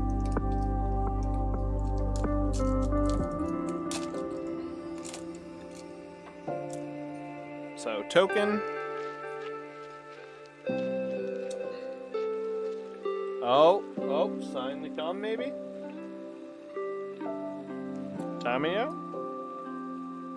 Land. So we have the Stalker, Selfless Samurai, Ember Keeper, the Bearer of Memory, the Puppet, the Boar, the Battery, the Renegade, Tales of Master. Ooh, we haven't gotten this one yet. It's Coyote, Soul of Kamigawa. It's a 3/3 rare Dragon Spirit legendary creature that costs 3 and a white. It reads Flash, Flying. When Coyote, Soul of Kamigawa, enters the battlefield, another target permanent gains indestructible for as long as you control Coyote. It also has the activated ability for Wooburg, white, blue, black, red, and green. Coyote gets +5/+5 until end of turn. So, wonderful card. And then our foil is a Shadow Walker.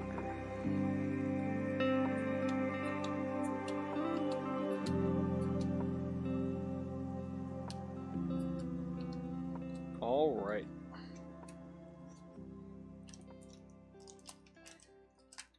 Cool, cool, cool, cool. All right, on to our final pack here.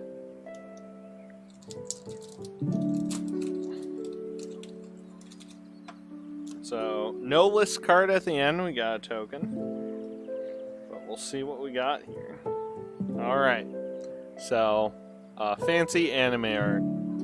And nice, more of these lands, I love them. So, Fang, Shadow Walker, Dragonfly Suit, a Mentor again, Exemplar, Prancer, Roaring Earth again, Reign of Truth again.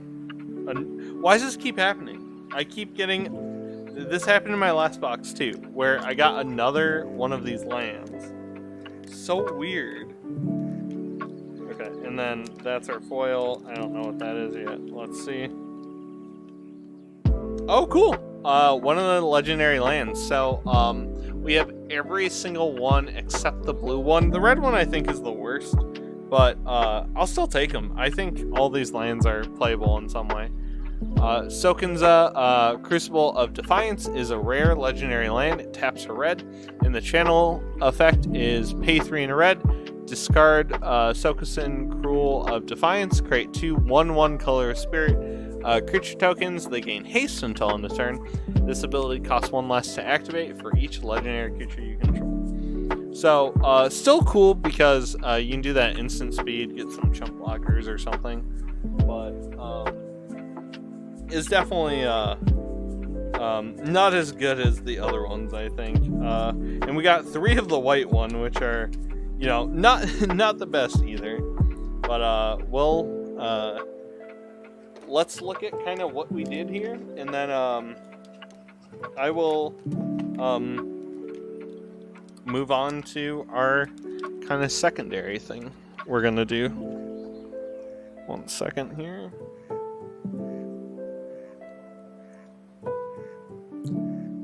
Fix the focus in a moment.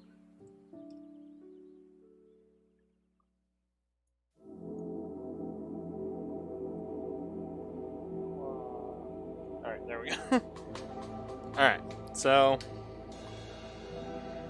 we got a ton of the cool lands.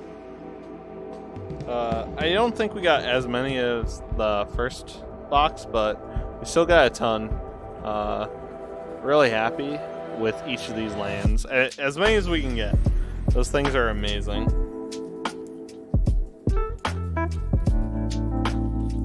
Alright. And then we got quite a bit of commons. It's great. Love to see them. So, these are all of our commons.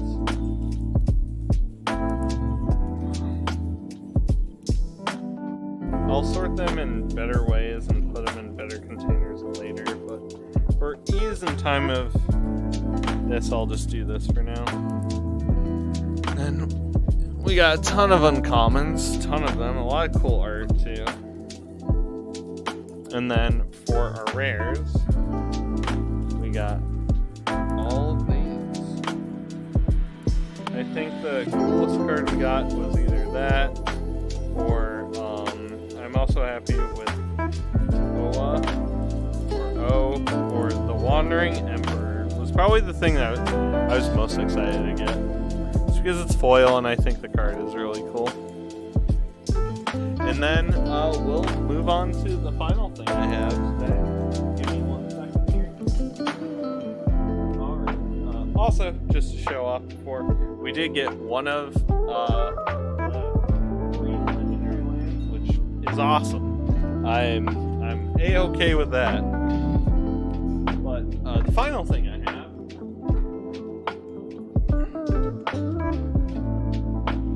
is this just arrived. This just arrived today. And it is the Secret Lair. So my best pull by far was the Legendary Land though. For the pulls I had before. So yeah, the best pull by far is the Legendary Green Land, which is going to be a commander staple. Other than that, it's got to be the foil, the Wanderer. So yeah, got this today. It was just delivered. So this is the Mischief / Secret Lair. And we're going to open it up. And this is the first Secret Lair I've purchased, actually. So thank you for being part of Secret Lair.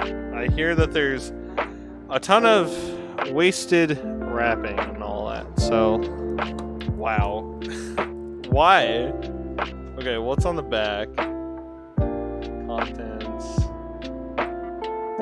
Yeah, okay, cool. So, here we go. Some maiden information. Drop series, cool. There's so much packaging. Okay. Alright. Okay. So, we have this on the back. I don't really know what that is, but we'll see here. Okay, it's glued. Sign. And then, I guess we'll just open these right away. Then we'll sleeve them right away.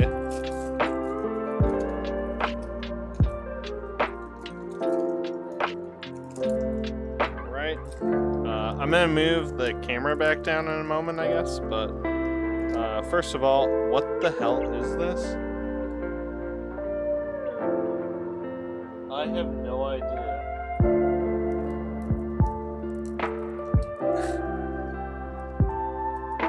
What is that?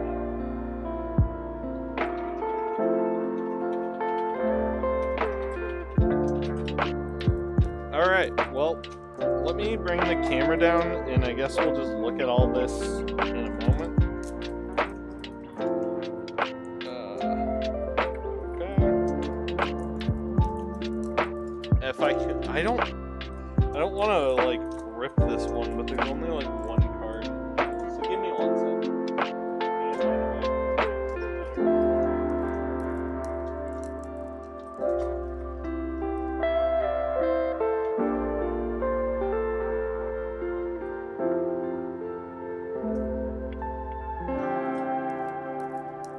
There was a little pull tab. I'm an idiot. I was like looking around for scissors and I randomly looked down at it. I'm like, oh.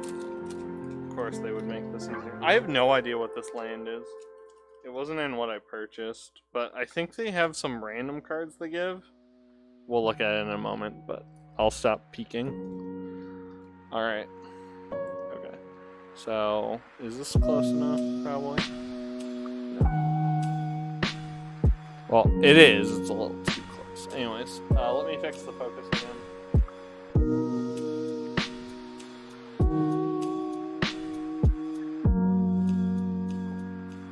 Alright.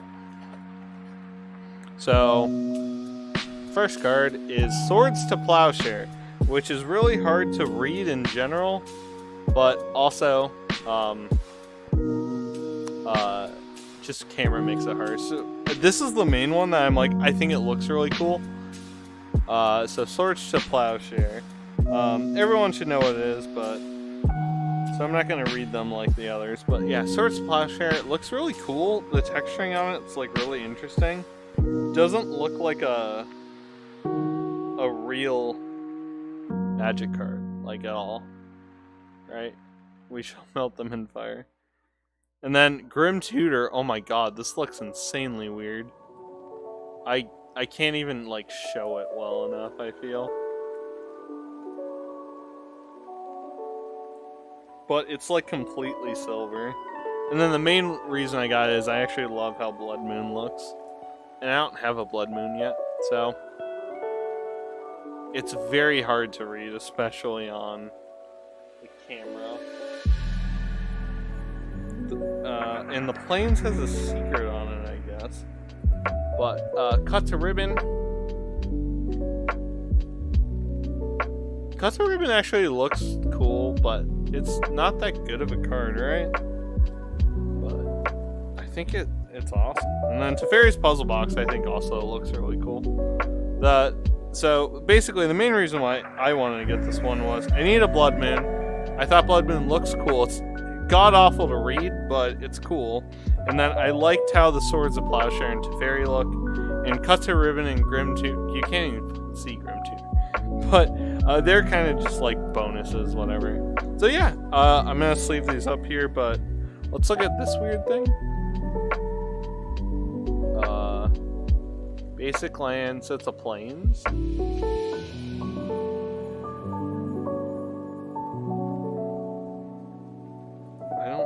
I don't get the secret, but cool, we got a specialty plane, I guess.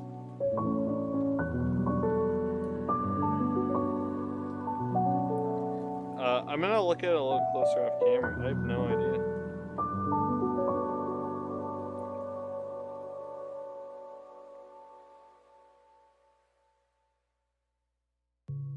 Huh. Interesting. I don't know. I must be missing something. We'll look it up in a moment if I need to, but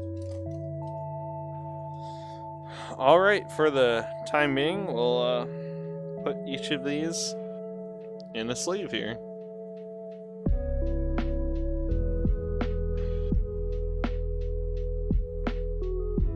Oh, I guess here I'll pull up the camera again. It makes it a little bit easier. There we go. All right. Figuring out this, I don't know what the secret could be. I mean, I looked at it. It's like golf related. I don't know. Do I need to know golf? It's like weird. It's just a plane. I don't know. I have no idea.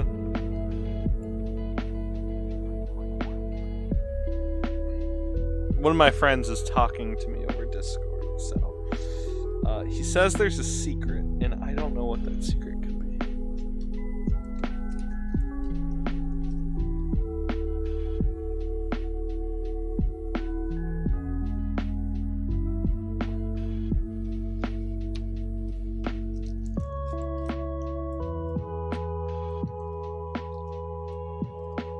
I have just enough of the can't see as perfect fits for each of these. Including the weird planes that apparently I need to figure out a secret on, like I'm gonna go on fucking National Treasure. I don't, like... I'm very curious. I don't know if I should Google it, or if I need to play around with it, I don't know. But, so... there they are. They are very hard to read on camera. Like, that is very hard to read. And then there's this one, which is just a plane.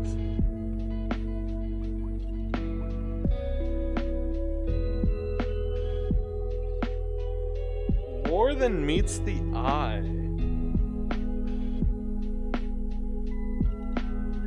I don't know. It's so interesting to me. I guess we'll sleeve it, and I'll look at it a little bit more in a minute. I just want to finish sleeving them. But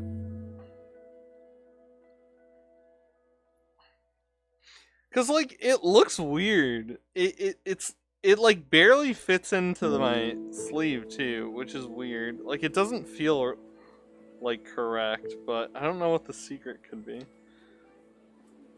Let me grab some stuff for the other one.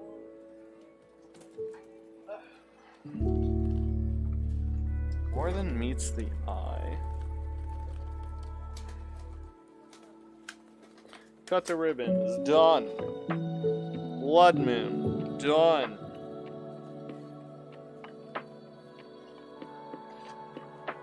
Grim Tutor, done. Grim Tutor is by far the worst, hard to read Magic card I've ever seen in my life. Like, I know the camera is not picking it up well, but it's hard as shit to read in person too. Like, it is unreadable. This card, like, I don't think I would use, like, in a deck ever. Like, you can't even read it. Like, Swords of Plowshare looks great, right? Sparious Puzzle Box looks great. Cuts a Ribbon looks great, right? Blood Moon, confusing to read, but you can read it. You just have to kind of look at it. And then there's Grim Tutor. Like, each of these, like, when I'm holding them out, you can kind of read. Grim Tutor, I need to, like, tilt and get the light on. And that's, like, how it is in real life, too. You need to, like, have a big light so you can see it. It's crazy. Okay, so... Okay, I'm gonna take this out again, because I have no idea. Oh my god, it's so much bigger than a normal... Why is it bigger?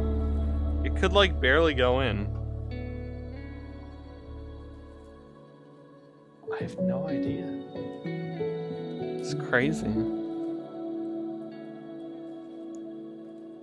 I mean, it feels right.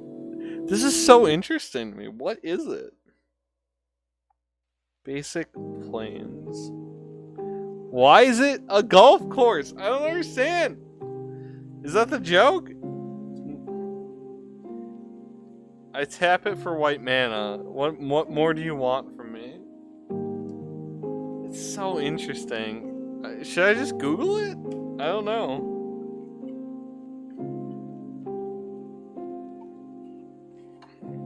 I have a fancy smancy box I'll never use.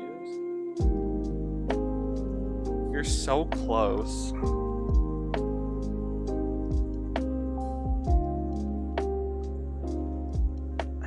It's big. Like, okay, do I have to do... Okay, I need a hint. Do I have to do something to it? It's not... there's not a secret on the card, right? It's not like... Oh, like, there's a hidden URL, go to it or something. Like, I have to do something to the card? The thickness is the clue. So yeah, I have to do something to the card, right? Do I, like, try to, like, peel it back or something?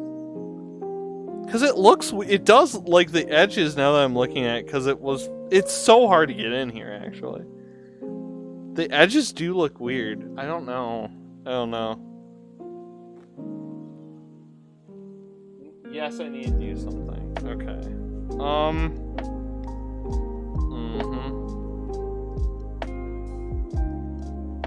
need to do something to the card? This would be such a good troll if my friend was just like, pour it in water. Trust me. And then it just wrecked it completely. Something. Okay, so there's two things I could think of that I could do to this, right? It's either peeling something off, but it doesn't look like I could do that, like, easily. I guess the other thing is this like a scratch-off ticket sort of thing?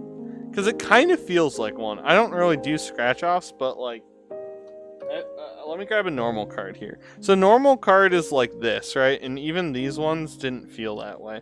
This one, it's like really plasticky. Like, if that makes sense. So like, that's all I got. I can't think of anything else I would have to do. Because like, they just feel different. Like this one's like, it feels way different. Like I could scratch it or peel it off or do something. I don't know.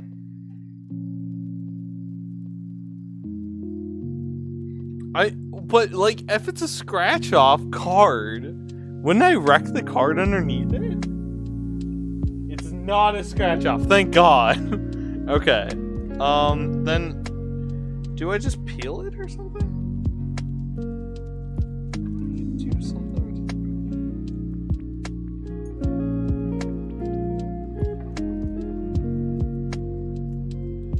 Yo, I don't know. I need to do something to the card. It's not a scratch off.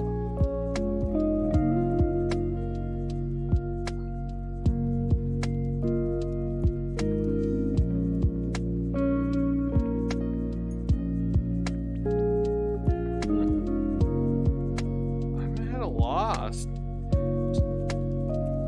I can't really peel anything off either, though. This is an interesting thing. I like trying to solve this, but...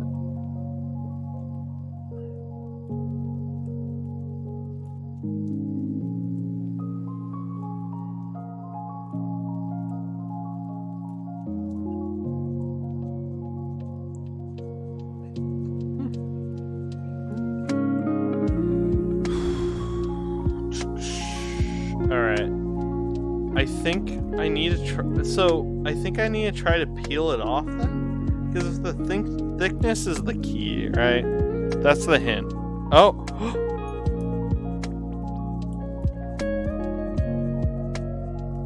Oh my god.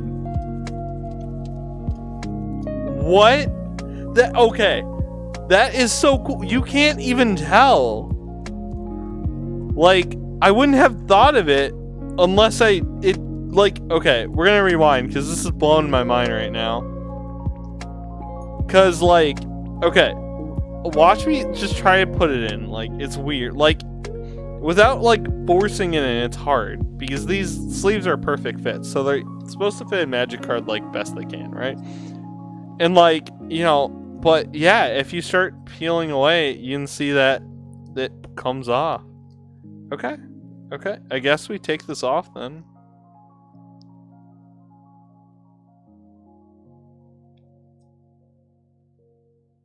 Oh my god, that is sick. What? That is so cool. That is sick. Oh my god. Okay, hold on. Oh, that is so sick. Thanks for the perfect hint, too. Like, you let me, like, be able to solve it, but I could still, like, have fun with it. Oh my god, hold on. I wonder.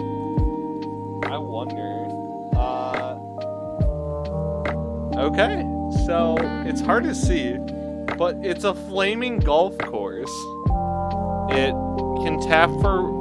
It's the colorless one, or it can ping you for one, and you taps for red or white. That is so sick. So this was just like on it. Oh my god, that's so cool. That is so cool. This card is so cool. Battlefield Forge. Okay.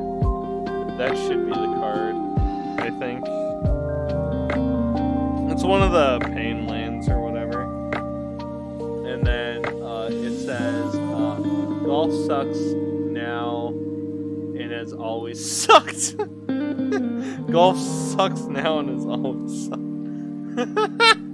This is so cool. Is the secret lair count different? No way. Is this random? Is this random? That is so cool.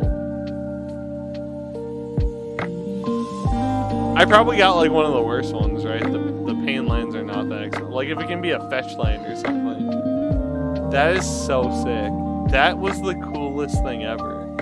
I'm so happy I got this now. That was so cool. Oh, sick, dude.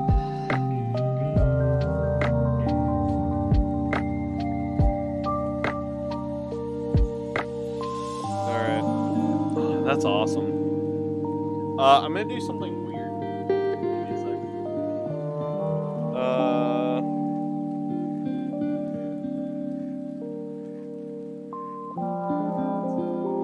This will be a small cautionary tale to anyone stupid.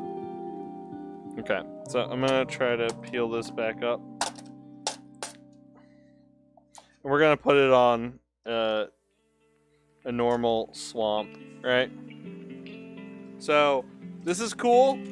I would not buy any of these from anyone, because I imagine people can fake these stickers pretty easily and claim that, you know, oh, I didn't unpack mine, buy it from me. And it's so hard to tell if someone faked it because it's just a sticker on top of a card.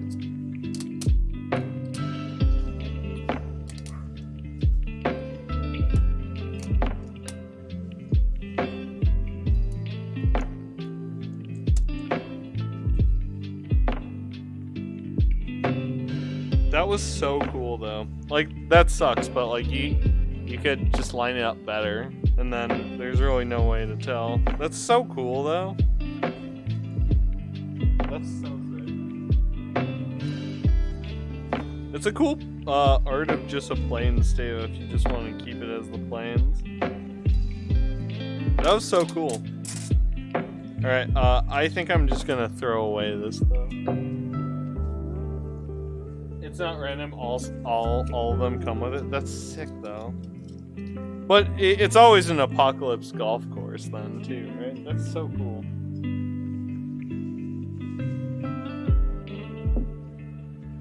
That's so sick. Yeah.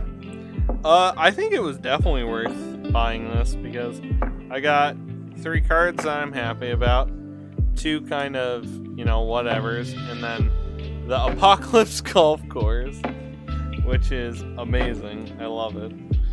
That was such a fun experience. I'm so glad I bought this. Anyways, that's gonna be it for me. I'm gonna end it here.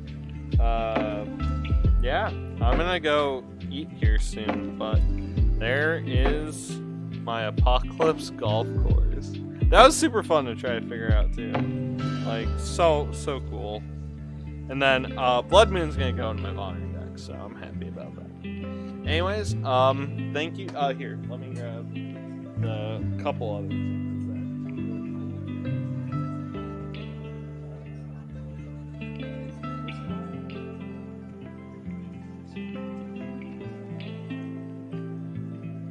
Alright. Before we end it, let's kind of look at our awesome pulls.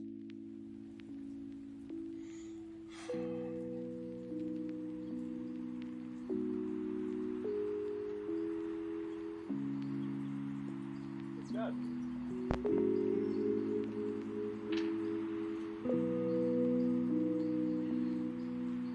Apparently I'm blind, and I missed the card I was looking for. I'm looking for my Foil Wanderer.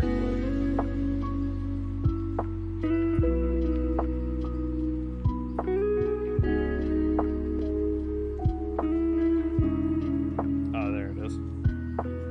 Alright, that's what we got today. And that's foil. Alright.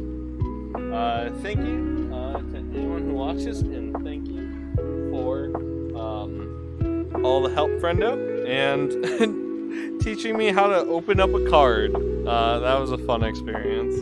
Anyways, I'm gonna head out and eat. So thank you, and have a great rest of your day. Bye.